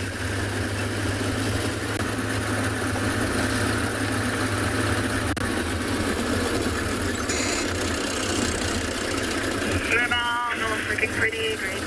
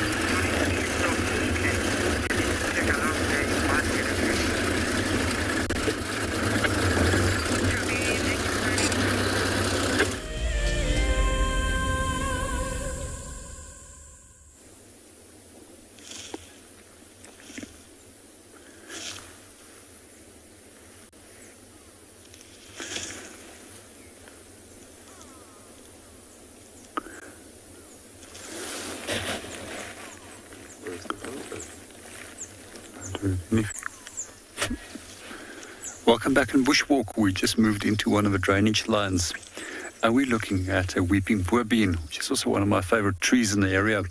It's also the favorite tree of a pair of Vero's eagle owls, which is one of our largest owl species in this area. That title of largest owl in Southern Africa also goes to that of a Pell's fishing owl, which is marginally larger, and they're very similar in weight as well. However, I feel that the Pell's fishing owl is slightly larger. But for some strange reason, Vero's eagle owls have actually been known to predate on Pell's fishing owls as well. And I can always remember at one bridge where we went to go and look for Pell's fishing owls in the Luvuvu River. If we had Vero's eagle owls calling, there was no way that Pell's will rock up for the afternoon to come and sit at the pond and try and fish. There's also a number of other owl species which we often hear in this drainage line, and one of them is one of the smallest owls, and that's African scops owl. I just love their call. For every few seconds you'll hear call that they will produce. Quite often, if you're here in the late afternoon and there's Vero's eagle owl, one of their calls, what you can potentially pick them up by, is a very long, drawn-out call. It sounds something like this.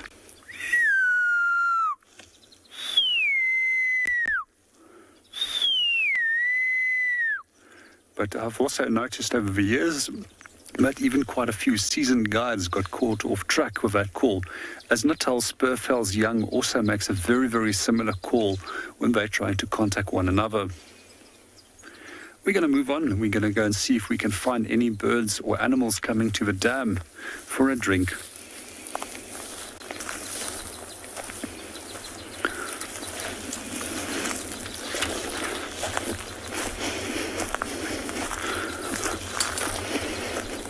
The Masai Mara in Kenya is an iconic wilderness filled with life.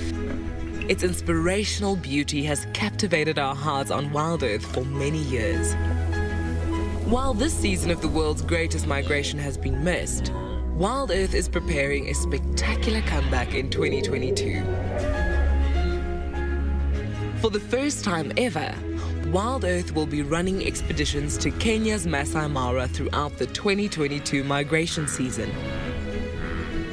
Hosted by David Githu and Isaac Rotich, you could be a part of the team that shares the wildebeest migration with the world, live on WildEarth's daily safaris.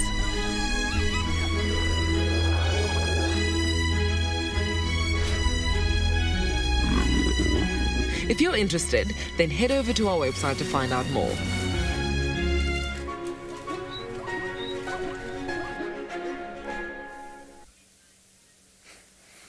As you can see, Kalamba is still entertaining us. She's still feeding. You can see now she's removing the hair of the duiker. Leopard do that. They don't really like to eat the hair of animals. This is very nice to see. So obviously she will remove the hair and then start feeding on the meat.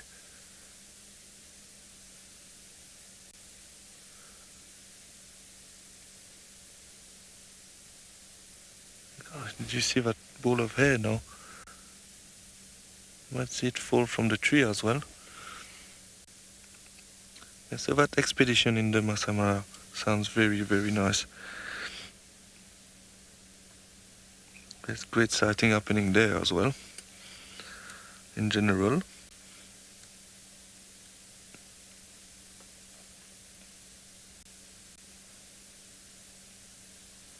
So for that question from Nathan, they're generally kittens or born without teeth.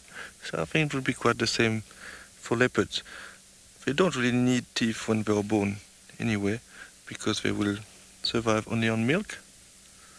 But obviously they will need teeth when they start hunting or feeding on meat.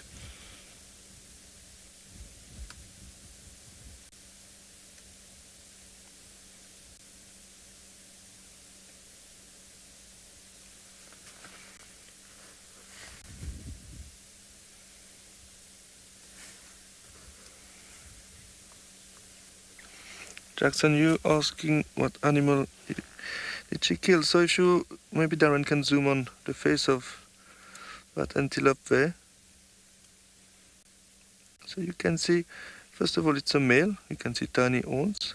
It looked like a duiker, a great duiker, which is a small antelope. It is very common here, but for us it's not always easy to show it to you, because they're quite shy and they move very fast. So every time we come next to one, we found one, and we stop the car and they start running away from us. Yeah, so if you're a sensitive viewer, I apologize for that. But of course, Lalomba need to eat. It looked like one part of a belly. Seems that might be growing. It would be very nice if she might be pregnant, but I'm not sure.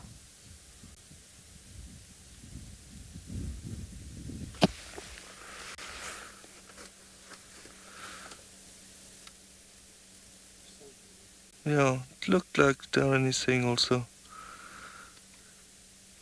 I don't want to confirm or say anything if she's pregnant or not, because I'm not sure, but that would be very nice.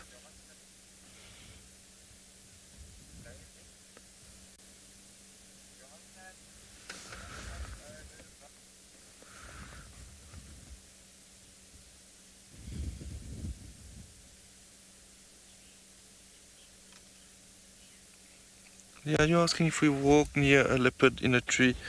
Yes, if it would be concerned, yes, definitely.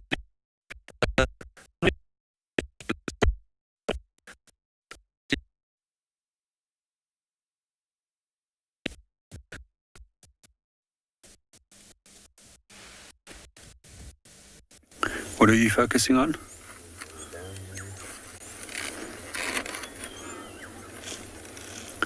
Good morning and welcome back on Bushwalk. At the moment we're sitting at one of the dams, just enjoying a silent moment and looking at a number of birds that are coming in to come and drink. A whole mixed party of birds that are arriving. Some of them are little blue waxbills, southern grey-headed sparrows. There's slightly larger ones, while the blue waxbills are those with the blue underparts and the brown upper. You can actually separate the males from the females by the males having a much brighter blue coloration compared to that of the female.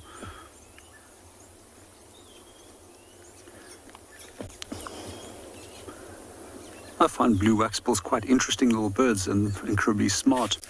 They often make these beautiful woven balls of a shaped nest which consist of blue seed grass, and those are often positioned deliberately in thorn trees, as well as built in close approximation of wasp nests, so that the wasps can also protect the nest against potential mammal predators that might be lurking around.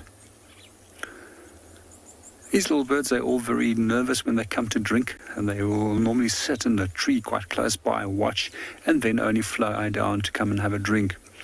If you also look at how they're drinking, they have to tilt their heads back so that they can swallow the water, unlike doves, which has actually evolved the ability to suck up water straight into their mouth and reduce the amount of time that they're exposed at a waterhole like this. At this specific waterhole, the predators I have mostly seen has been slender mongoose and then also gabok goshawks. And little goshawk that is also quite often hanging around here.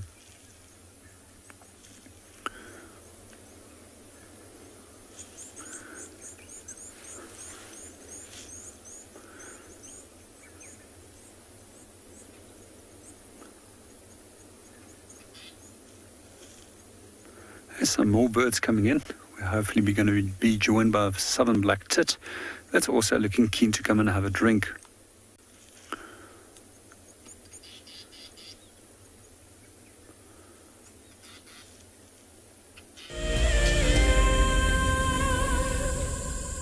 I have a degree in environmental planning and development. My passion is outdoor classrooms. We are not only grooming the environmentalists of tomorrow, but tomorrow's leaders as well. My long-term goal is for the people of South Africa to learn how to live sustainably, to be able to look after themselves and the environment. So I hope that through environmental education, we are able to get that message to the future generation of South Africa so that they start now and can continue that good practice in the future. Environmental education is critical so that people can live sustainably in the future. That is my long-term goal.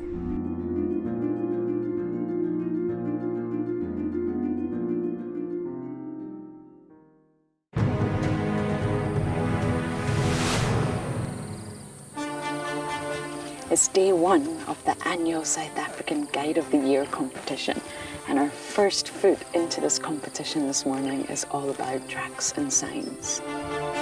We're going to call you in one at a time. Just look at it, the information will be there. Our 5 guides have been tasked by the judges at figuring out who is what is who, and where they go in the bush. Either Franklin or guinea fowl, but because of the volume of other deposits in the area, we went with guinea fowl.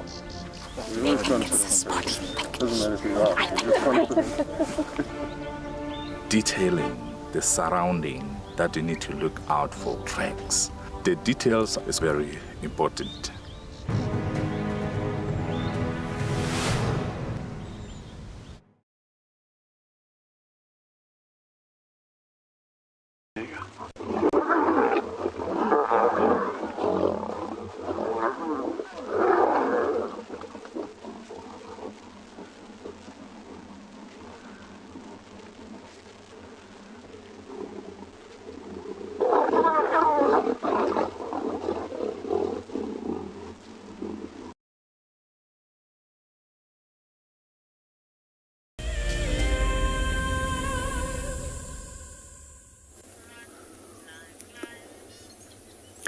Welcome back on Bushwalk. We're still at the dam looking at a number of different birds, and the birds that we are looking at the moment are known as the southern black tit.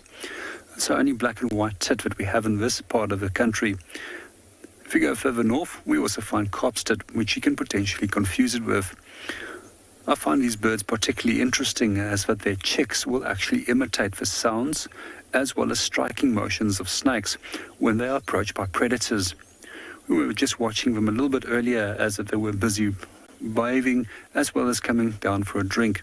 A lot of birds will come and actually bathe at the moment just to loosen up the feathers. Our preen gland oil feathers in their feathers. Just been joined by another bird. Looks like a southern black flycatcher. Yeah, let's have a quick look. Or is it a fork-tailed drongo? That's our drongo, where we can see the red eye. My apologies, that is actually a southern black flycatcher with this little round notch tail and not a fork tail.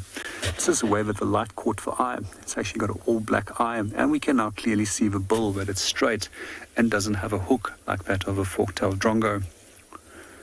We mentioned it yesterday that these birds actually imitate the plumage of a fork-tailed drongo, which is a much more aggressive bird species.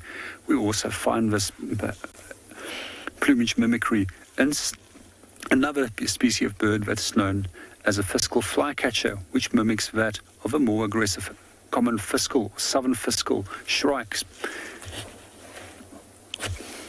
Oh, southern black tits are back again. Let's see if they're going to come down to come and have a drink.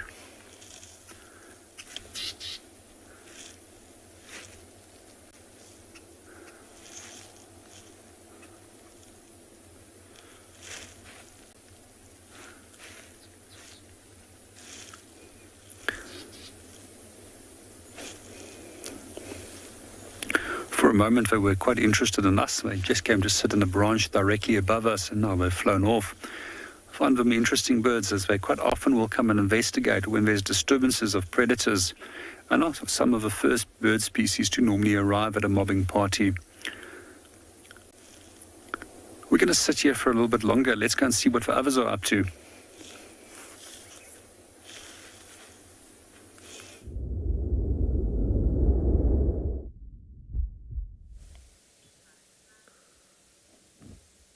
So Kalahari is still feeding in the tree.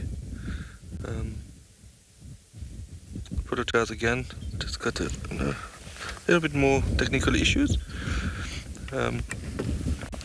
So there was a question coming through if it would be concerning to walk next to a leopard when the leopard is in the tree. Obviously, it can happen that you bump in leopards while walking, and when they are in the tree, if you're quite in a far distance, shouldn't be a problem. But as soon as you start coming closer, that leopard will probably start growling at you to give you a warning sign, and also maybe just get down the tree and walk away. Some leopards I heard are very relaxed with people walking, but obviously some of them are very shy and careful. So for the animals, even the predators, we are actually us super predators, because humans have a long past of hunting for food. So most of the animals are scared of us, even lions.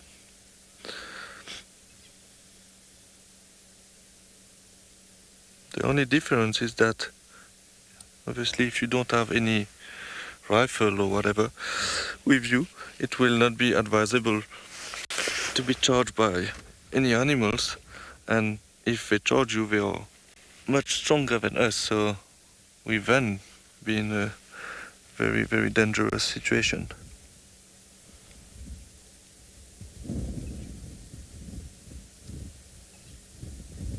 So as soon we remove all our man-made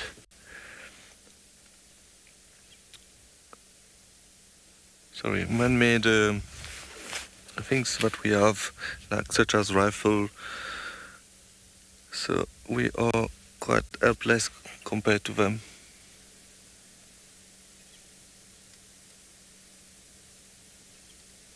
I apologize, I'm struggling a bit to speak this morning, not sure what's going on. Maybe it's because the sighting is so nice.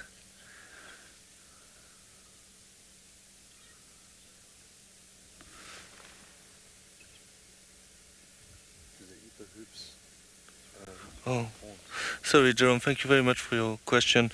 I didn't get it very nicely, but you're asking if the animals, predators, will eat the hooves and horns. No, not really. This is why you will always find in a carcass, there's always the horns of impalas around, still on the skull. And I don't think they will eat the hoof as well. Hyenas will probably chew a bit of everything. They have very, very strong jaws. But leopards tend to keep themselves on the meat. But they will eat every part of the animal where there's meat, such as, for example, the head. They will try to get as much food as possible. Look at that tail there moving. She keep on looking in that direction, so what I was thinking is that maybe with the bone crushing, the sound that it's making when Talamba is feeding, it might be a... hear that in the distance. Come check if...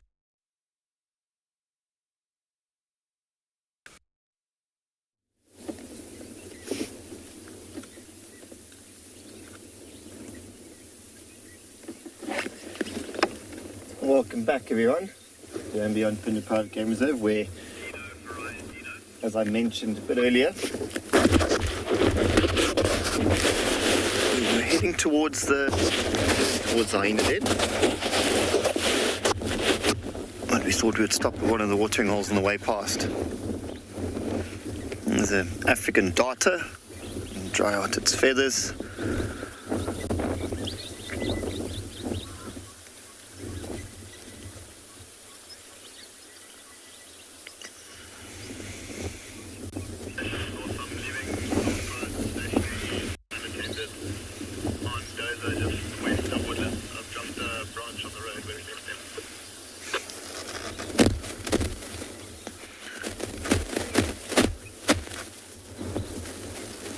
Few more, same thing, trying to dry out their Their feathers aren't as hydrophobic as something like a cormorant, for example.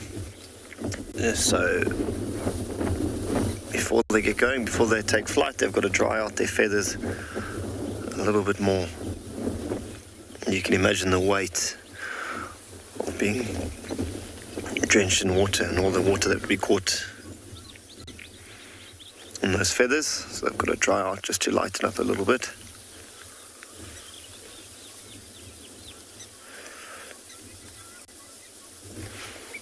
And just to the right of them, quite a lot of waterbuck. It's definitely one of the larger herds that I've seen here on Phinda. Very, very special antelope.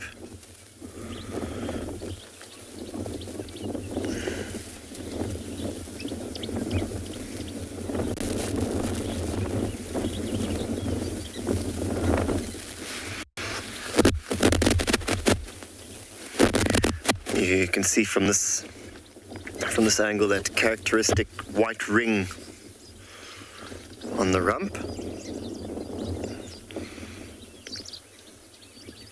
which serves the same purpose as, for example, with leopards, lions and cheetah. They've got those black marks behind their ears and the tips of their tails,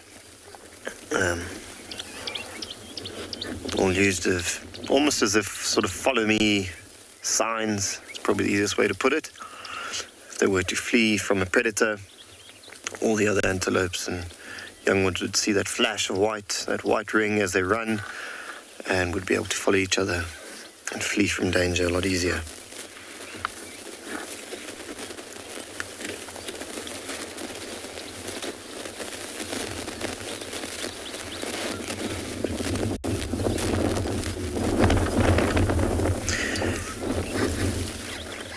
Yeah, 100%, Jasmine. It's definitely, probably I would say, the most I've seen together on Phinda.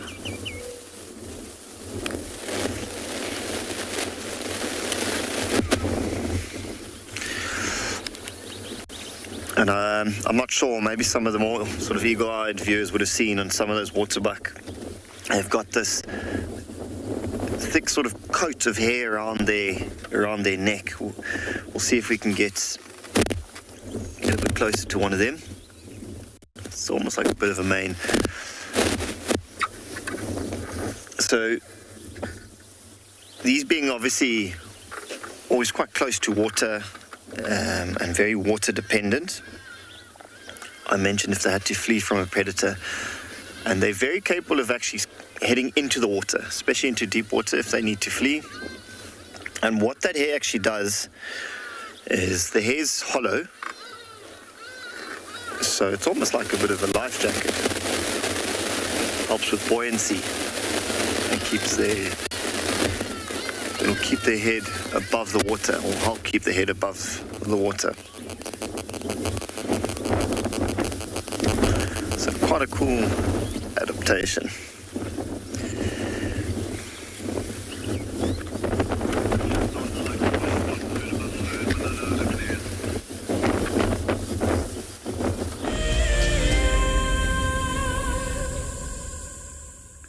Welcome back to Bushwalk. We're still at the dam looking at birds and waiting for animals to come in to drink. So far we had some zebra that came in and some impala. There's one that's very curiously coming down towards the water at the moment.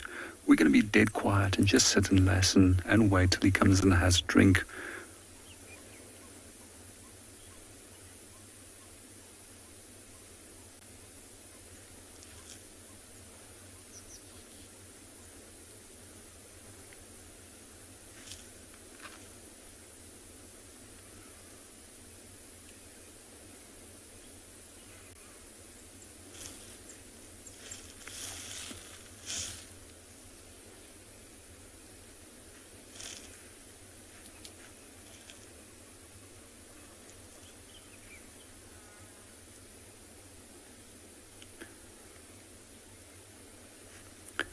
Slowly making his way down to the water at the moment.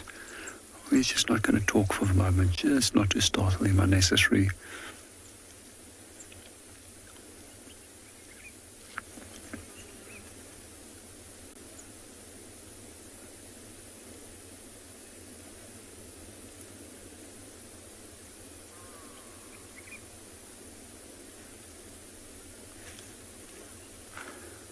just incredibly cautious. They know that there's always a risk of predators down here at the Waterhole.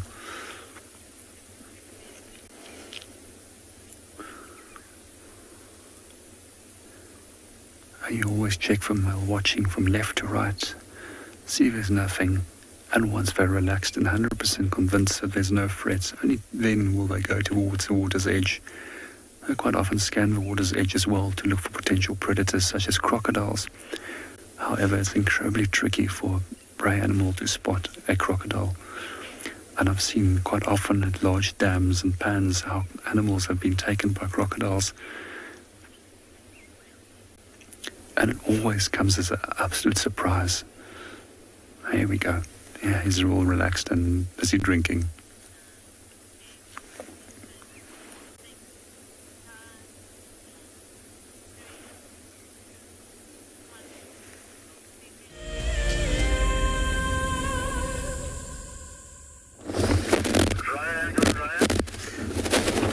Welcome back, everyone.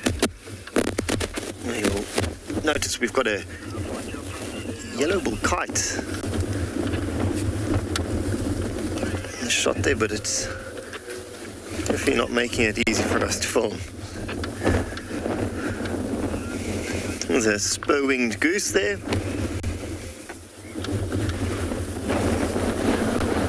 Oh, the wind's starting to pick up quite a bit over here.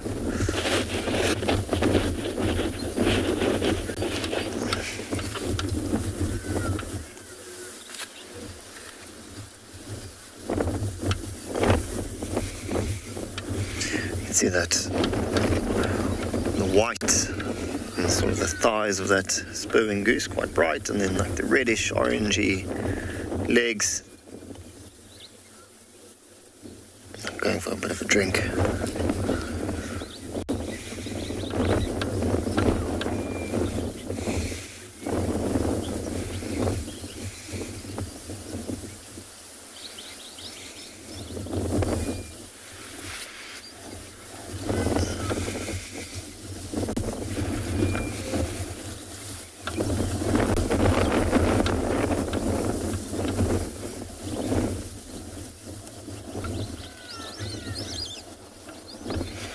Hear the call of the white-faced whistling ducks. They're going to be land just to the right of that spur-winged goose.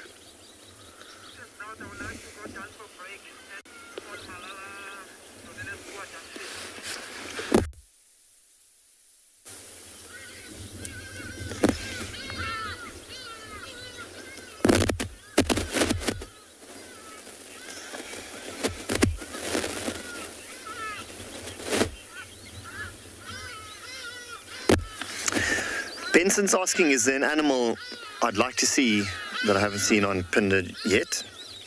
There is, definitely. I would love to see an aardvark.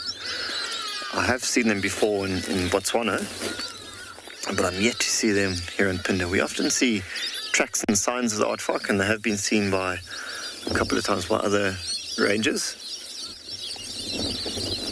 Jeez, how's the noise from those white-faced whistling ducks? There's another flock to the left of them also.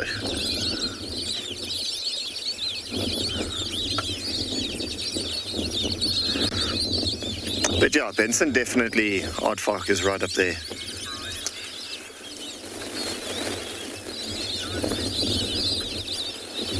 What a pretty sound.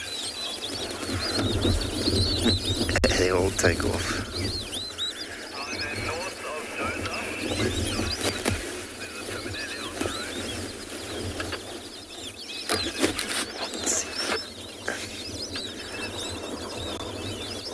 You can see the young ones, they're starting to get that white sort of cere or face. They would have been from the last breeding season, latest hatchlings.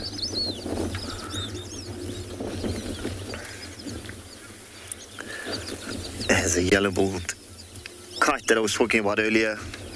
One of the questions was, what is my favourite migratory bird?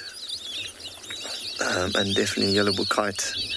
Not a rare bird necessarily, but quite a nice bird to see. They always seem like they're up to something.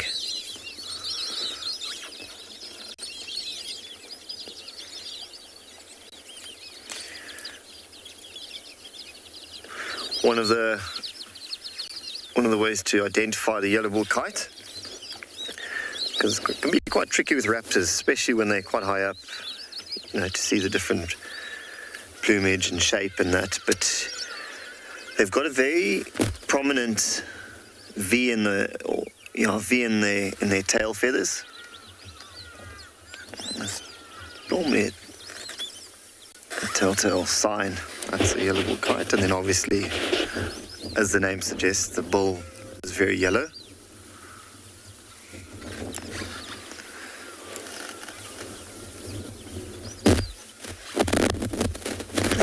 And data.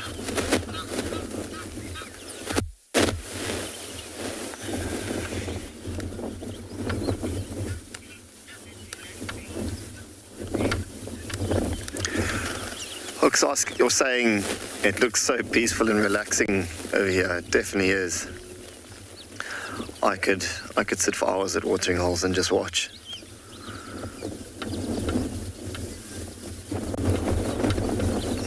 Especially as it starts to get drier. You know, we are towards the end of winter, and watering holes attract quite a bit of life. And we're lucky enough to have enough water at this time of year.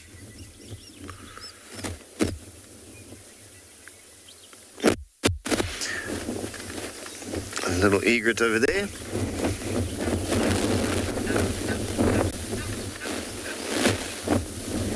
Yeah, the Egyptian geese in the background there.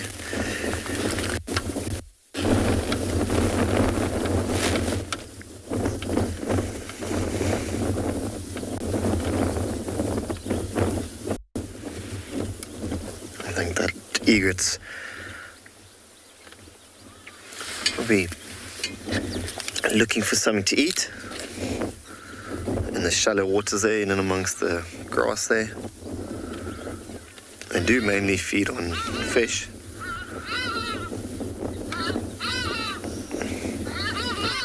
There's some hardy-daws coming past us.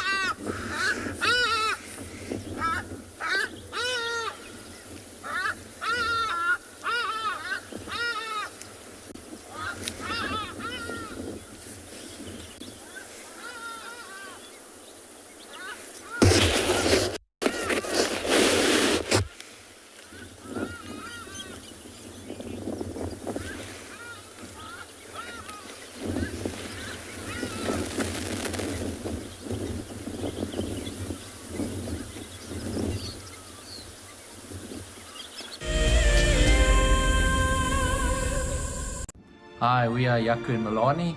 We are from Gauteng in South Africa. We started watching WildEarth last year during the level 5 lockdown, and we've been watching ever since. Being in nature is one of the greatest feelings. We absolutely love it. Our favorite thing about WildEarth is that the concept is so amazing. We have the benefit of having a wildlife safari in the comfort of your home, especially when you're not allowed to go out. Being part of the Wildlife Explorer program gives us a sense of giving back and contributing to nature. It just makes us feel good because we love it so much. We are so excited to be visiting Ngala. It is obviously, I think for most people, an absolute dream to visit the Masai Mara. We can't wait to go. Thank you very much for this amazing prize, WildEarth.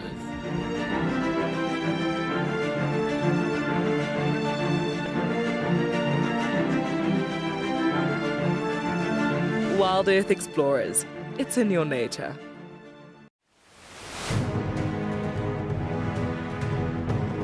I think sometimes you need just to listen. So it's a kind of taking out all that other spirit and bring back wilderness and healthy. Bushwalk and trek and sign.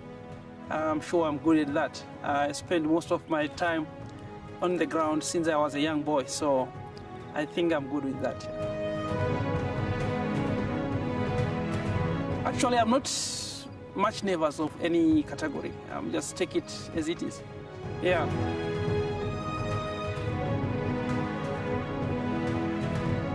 I'm not 100% sure on what the judges are looking at.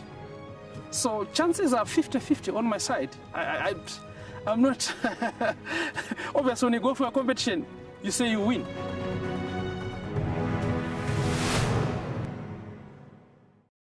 I've seen something I've never seen here before.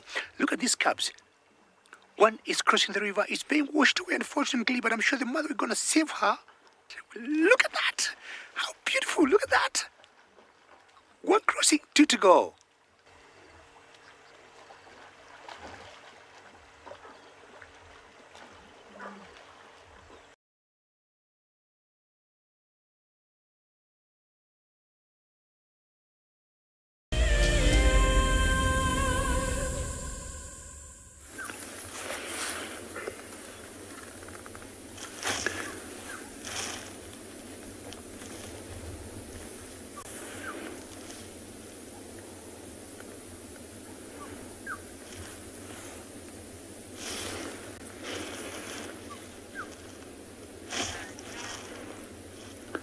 Welcome back on Bushwalk.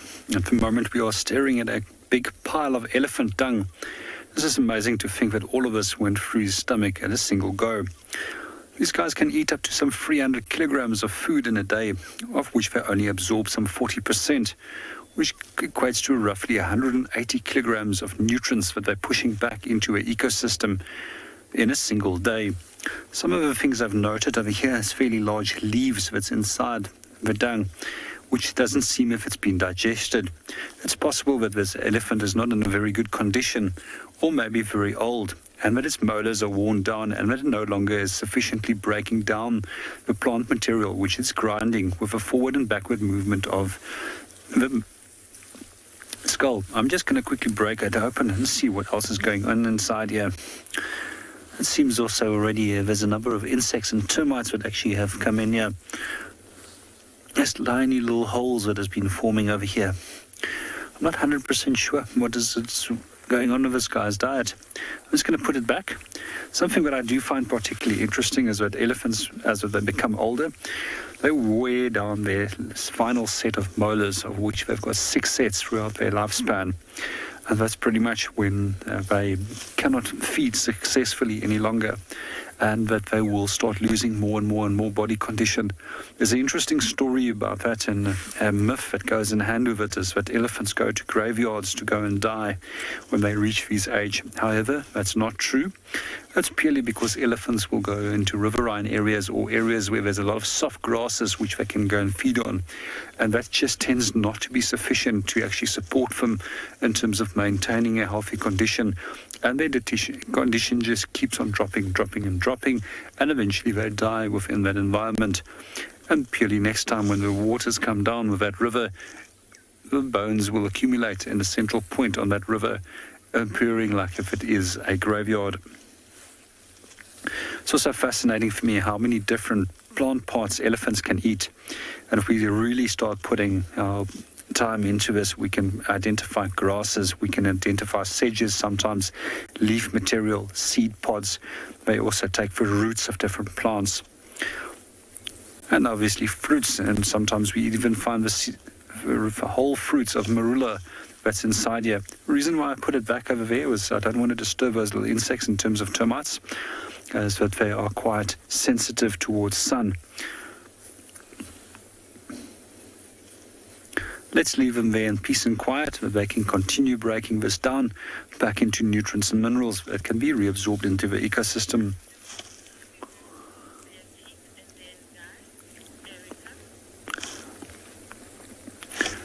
Good morning, Erica, and welcome to the show. Yes, eventually most animals will wear down their teeth, and this is also even true for lions and leopard. We find that very old individuals have also got worn down teeth, which makes it makes them ineffective in terms of feeding. Well, we're going to move on. Let's go and see what else we can go and find.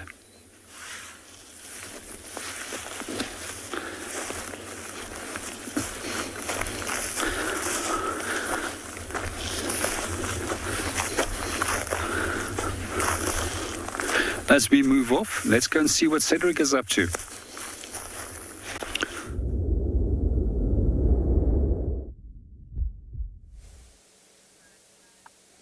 Yeah, welcome back with us. Apologize again for the technical issues, but we had something quite amazing happening here. So we repositioned and we were looking at Lalomba in the tree feeding, and she started looking in that direction I was telling earlier. And she suddenly went down, so I thought she was starting to hunt. But when we started following her, there was another leopard there, which we didn't identify, but it was a very big male leopard. What we are thinking, it was maybe Mulwati, because he was quite shy and he started to move away. So, yeah, now Lalomba is lying in the long grass, quite far from the tree, but she's still looking around, and she seems to be interested in that male leopard, as you can see there in the behavior. But I'm not sure where leopard are on now. It was a very big male leopard, and I never saw Mulwati, but I've heard that he can be quite shy. So, okay, so we will see what Lalomba is going to do next, and maybe if we can see that other leopard as well, that would be great.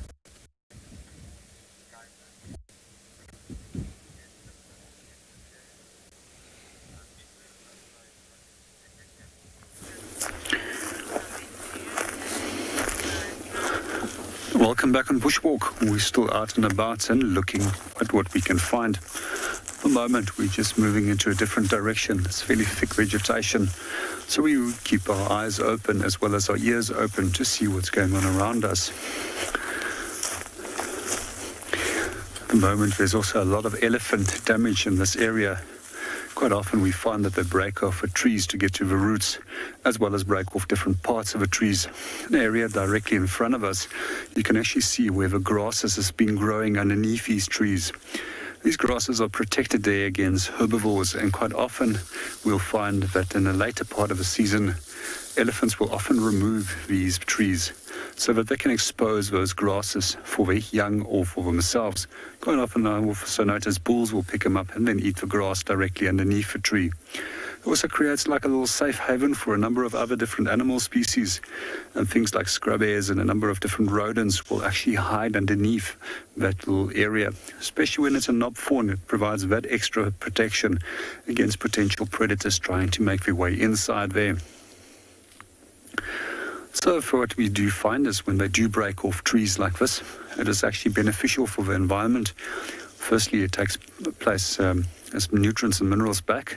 Trees are now decaying, and that decay takes place by means of bacteria and a number of funguses that will assist with breaking it down, but also species such as longhorn beetles as well as termites will feed on that. As mentioned earlier, that will then become available as nutrients for plants in the ecosystem. It's also why it's very important to not unnecessarily remove wood for using of firewood in an environment like this. Some of the other things I also find particularly interesting is that it creates a balance between the grass component and the tree component, as elephants prefer to feed on grasses in the summer months and then switch over to leaf material in the later parts of the winter months when there's not a sufficient high quality grasses available anymore.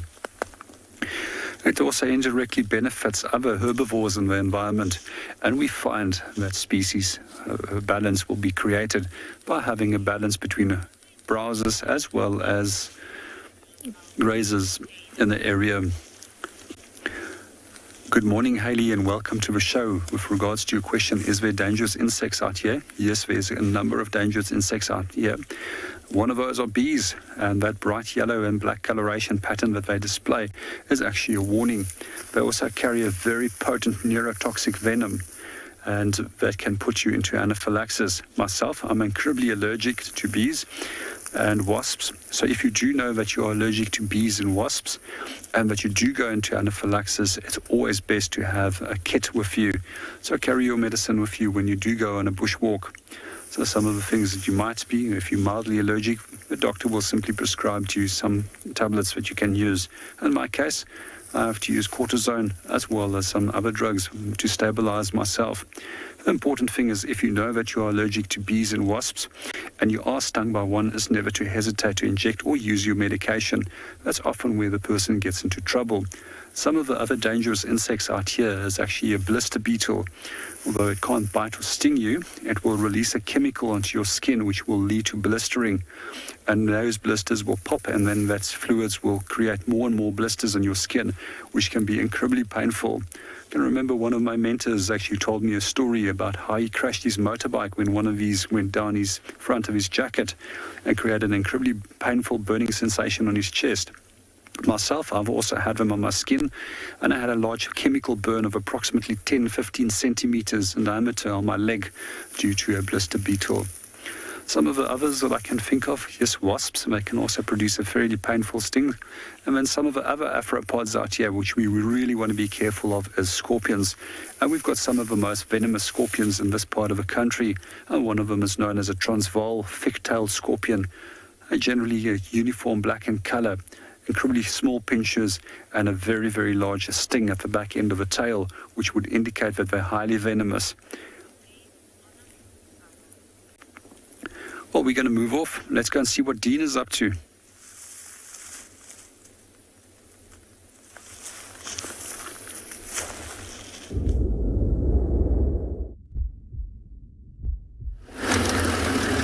Welcome back, everyone, to andBeyond Phinda Private Game Reserve, where we just left the hyena den.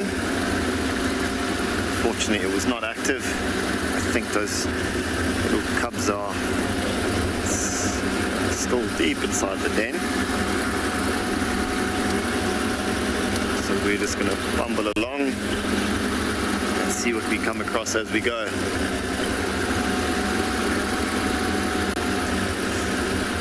You'll notice to the sides of the road how thick this area is.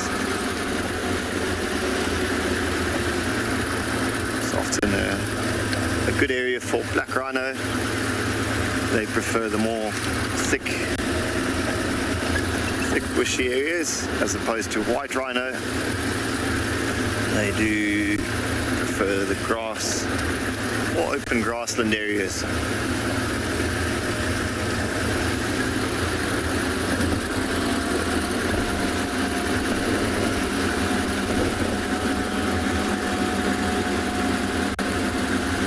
Jasmine's asking, are there more cheetah than leopards on Phinda?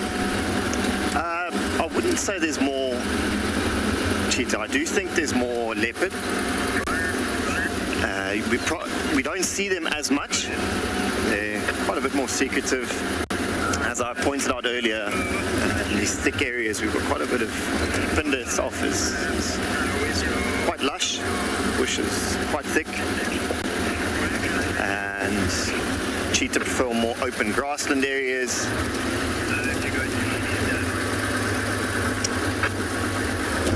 So you tend to see them in open areas. Chances are you might see a cheetah more than what you would a leopard. I think there are more leopards on the reserve. Different and more difficult to see.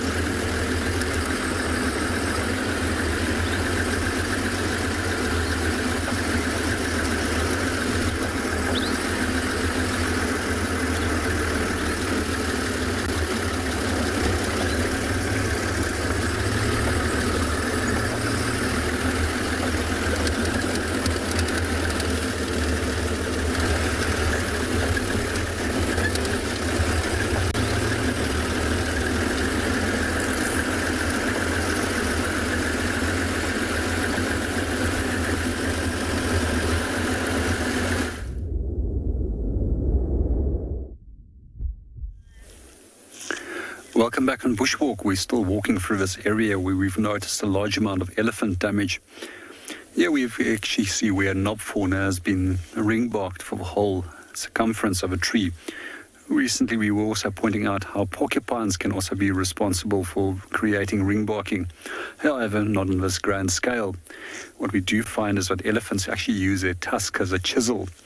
And for those of you that maybe are joining us for the first time or have never heard this before, elephants actually has a choice of left or right tusk that they will generally utilize.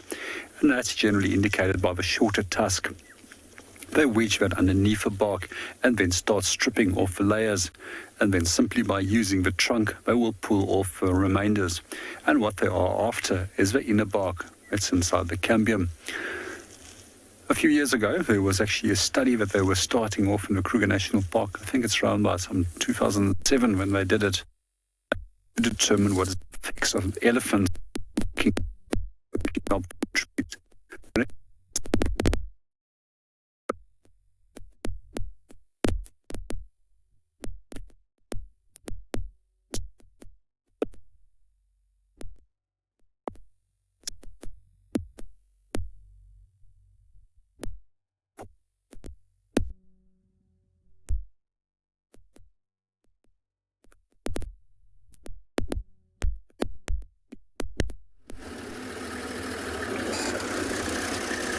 Welcome back everyone to andBeyond Phinda Private Game Reserve, where I mentioned earlier we're going to pass one of the watering holes, another one. And here it is on our right.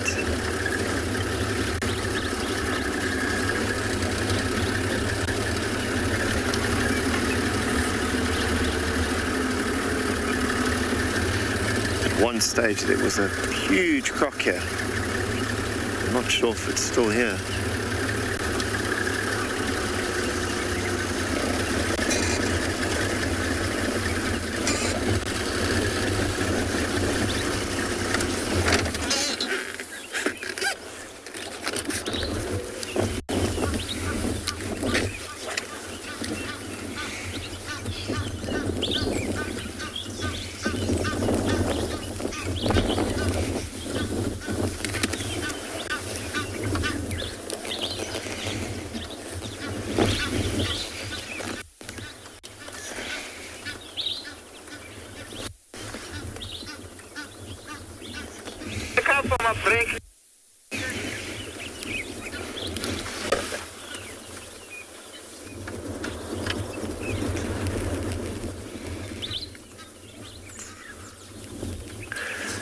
See all the ripples from the wind blowing across the top of the water.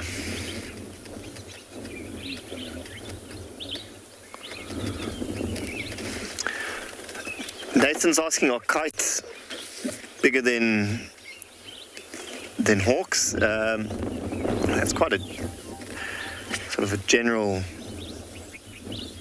sort of grouping of kites in that, because there's quite a few hawks. But a simple answer would probably be generally kite will probably be a bit bigger than most of the hawks. Probably be the easiest or simplest answer. But again, it depends which specific hawk you're comparing it to.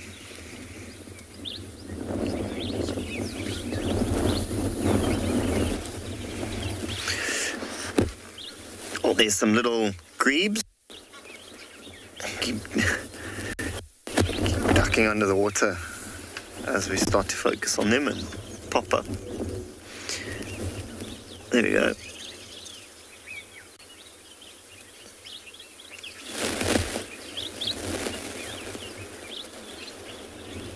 Oh, that little grebe's caught something. Caught a little fish there. Might be a little tilapia. The other one tried to steal it.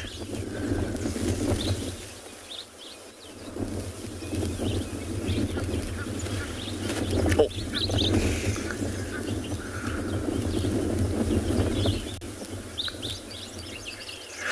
It's amazing how when they duck under like that and they pop up a couple of meters,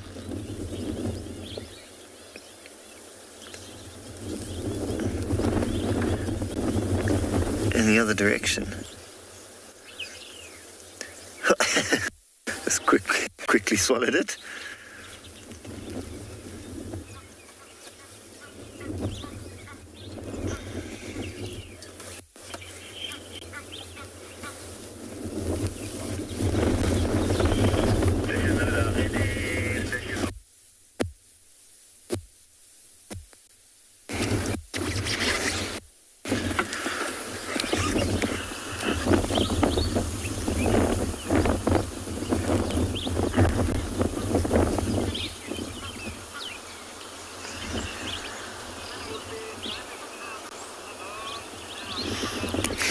very, very cool to watch water birds and spend time at watering holes. These two little grebes have put on quite a show this morning.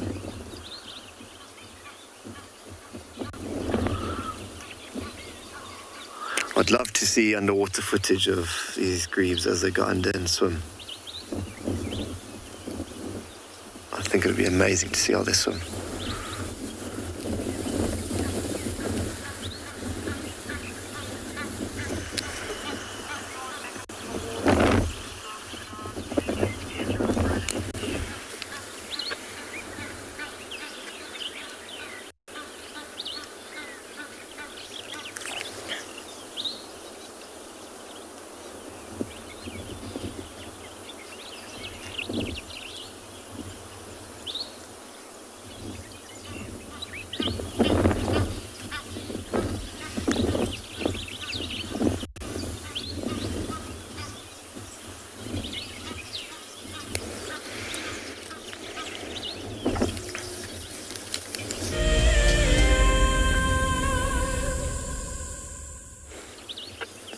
Welcome back, everyone.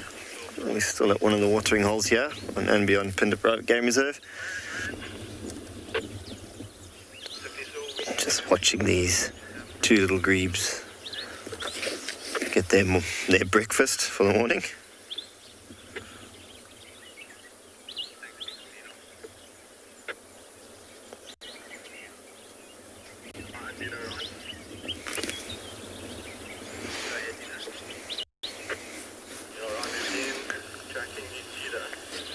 It's incredible how quick they are.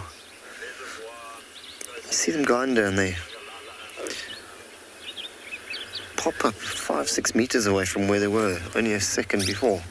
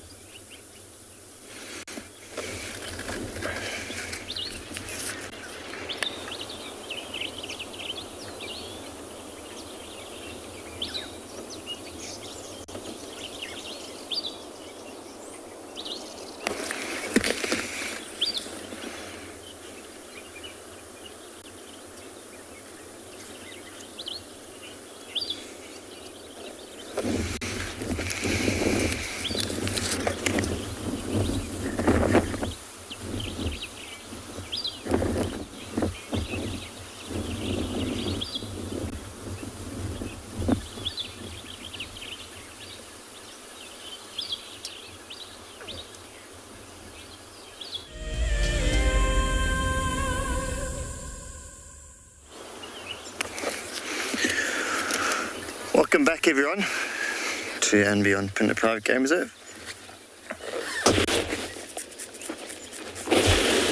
where for us, at least this morning, has been such a treat being able to go from watering hole to watering hole. Now we're still with these two little grebes also. They've been putting on a bit of a show for us.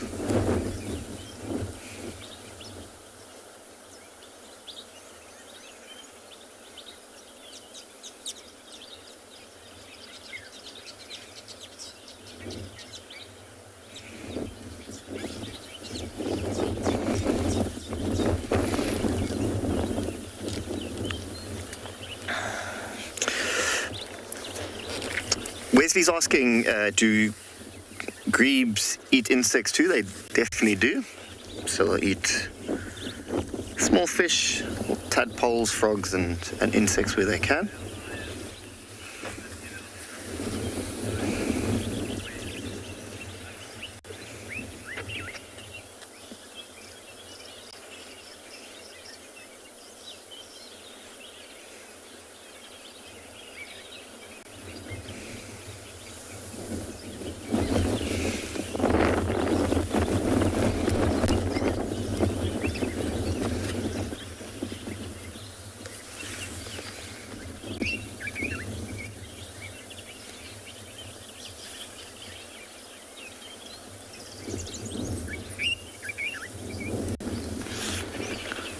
dark-capped bulbul in the background.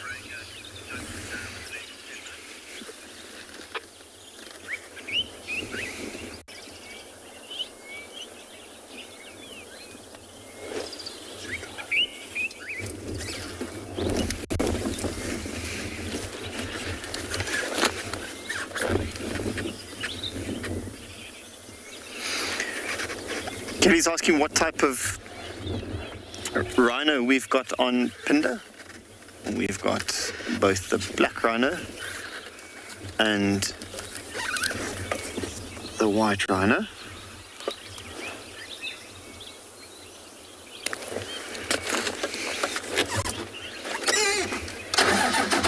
We're just going to carry on across this watering hole.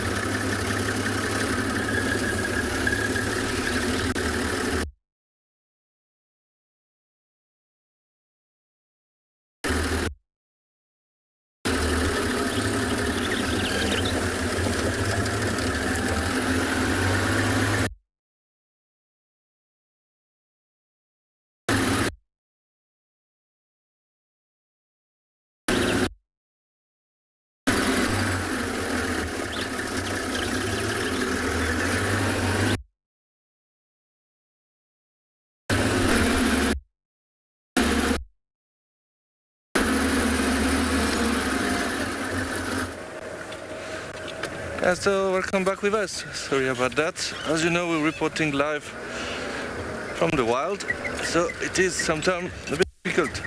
So we left something quite interesting.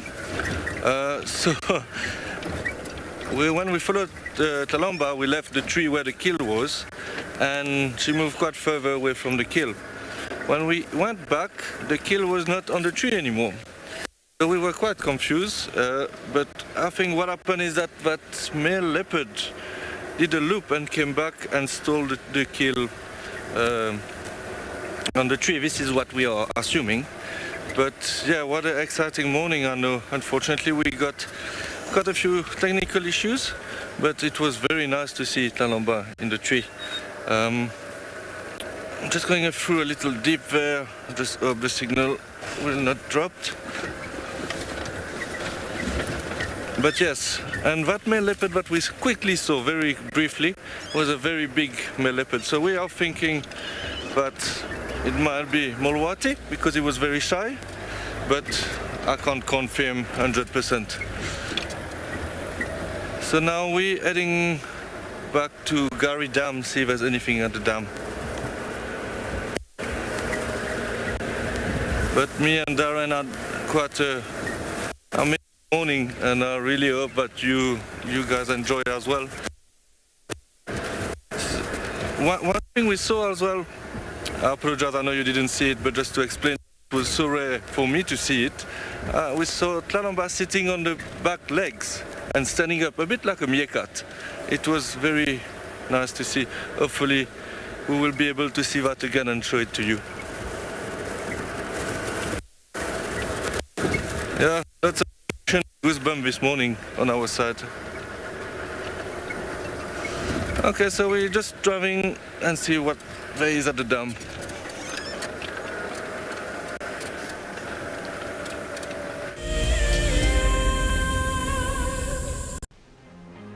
Calling all WildEarth explorers, we have a new and frankly awesome travel prize for you to win. andBeyond Phinda Private Game Reserve encompasses an impressive 28,000 hectares of protected wildlife land in KwaZulu-Natal, South Africa. As you have seen on WildEarth, andBeyond Phinda showcases one of the continent's finest game viewing experiences and is well known for close-up sightings of the elegant yet elusive cheetah, as well as the rare black rhino. Sign up to be a Wild Earth Explorer before the 16th of September, and you and a friend could be heading to the magnificent Phinda Mountain Lodge, where you will spend 3 nights escaping the real world at this ultimate safari location. Wild Earth Explorers, it's in your nature.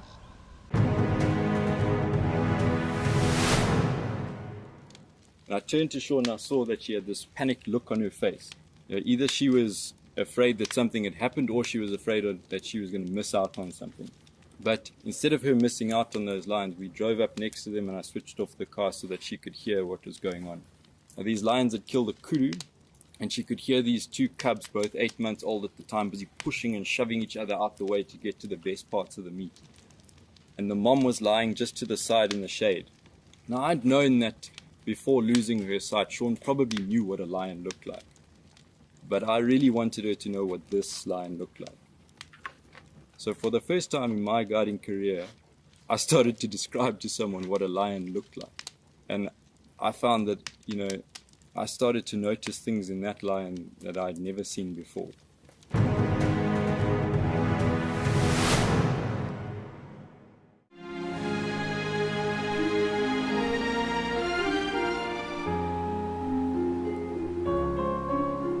You are cheeky. That was a brave decision. Amber Eyes is... Oh. That is so magic. That was absolutely wonderful. Amber Eyes just gave that cub an enormous hug. Expect the unexpected here on Wild Earth daily. Yeah, so it's at Gary Dam. I think we'll start moving now. Sorry, Darren spotted something. Oh, beautiful bird flying there. Unfortunately behind the trees, but probably come back up. There we go. That looked like a Wahlberg eagle. But the pale morph. Oh. Looks like it's hiding behind the tree now. Maybe let's go a little bit forward and see if we can get it again. Oh, some impalas chasing each other there. Looked like it went at the back there. Yeah, that Wahlberg eagle went a bit far.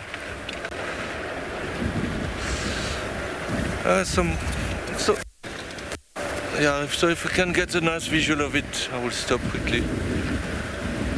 But it's always nice to get to an open plain like that. There's always a lot of antelopes. Yeah, it's a bit far. At the back there. Oh, beautiful Darren. I'm pretty sure it's the pale morph of a Wahlberg eagle who just came back, actually.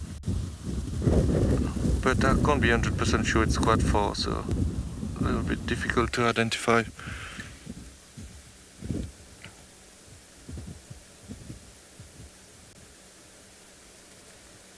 Yeah, the only sad part now is that because that kill is gone, I don't think Lalomba will come back this afternoon.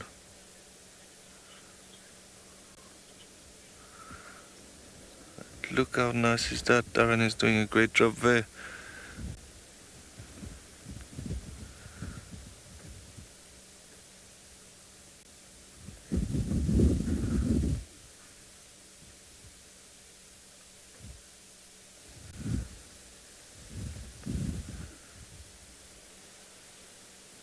It is quite windy, so it's making a bit tricky.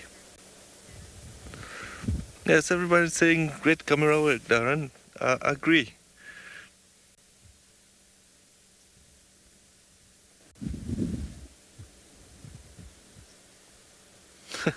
Because I don't know if you realize, but we are super far from that bird, and to be able to zoom in and following like that, you need a bit of talent, huh? I don't think I would be able to do that myself. I'm just going to put the handbrake on.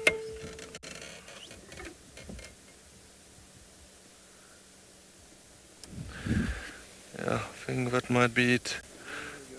I still have it.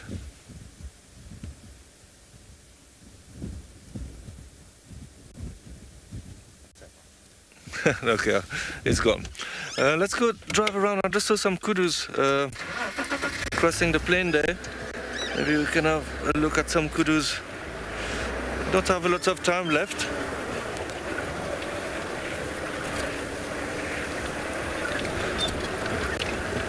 I apologize for the cable here. I removed my jacket because it gets warm and I couldn't hide it. But let's see what we can find here. But in the meantime, we're sending you to Phinda.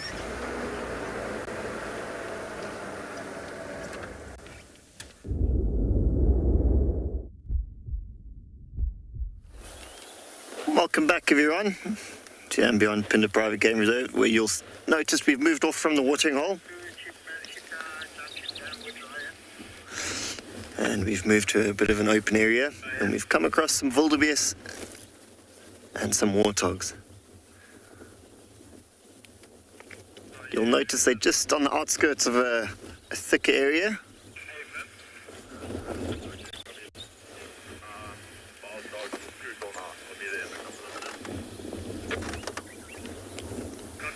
You'll notice how the grass is also moving around, and when it starts to pick up a little bit.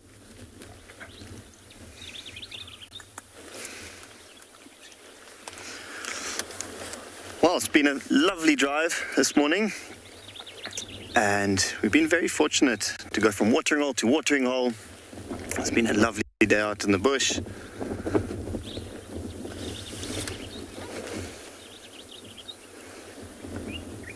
Very, very fortunate to be out here.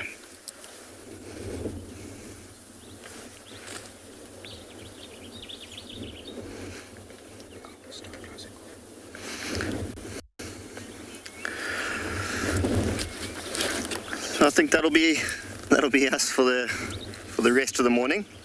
It's been lovely having all of you on the show this morning, and look forward to seeing you later on this afternoon.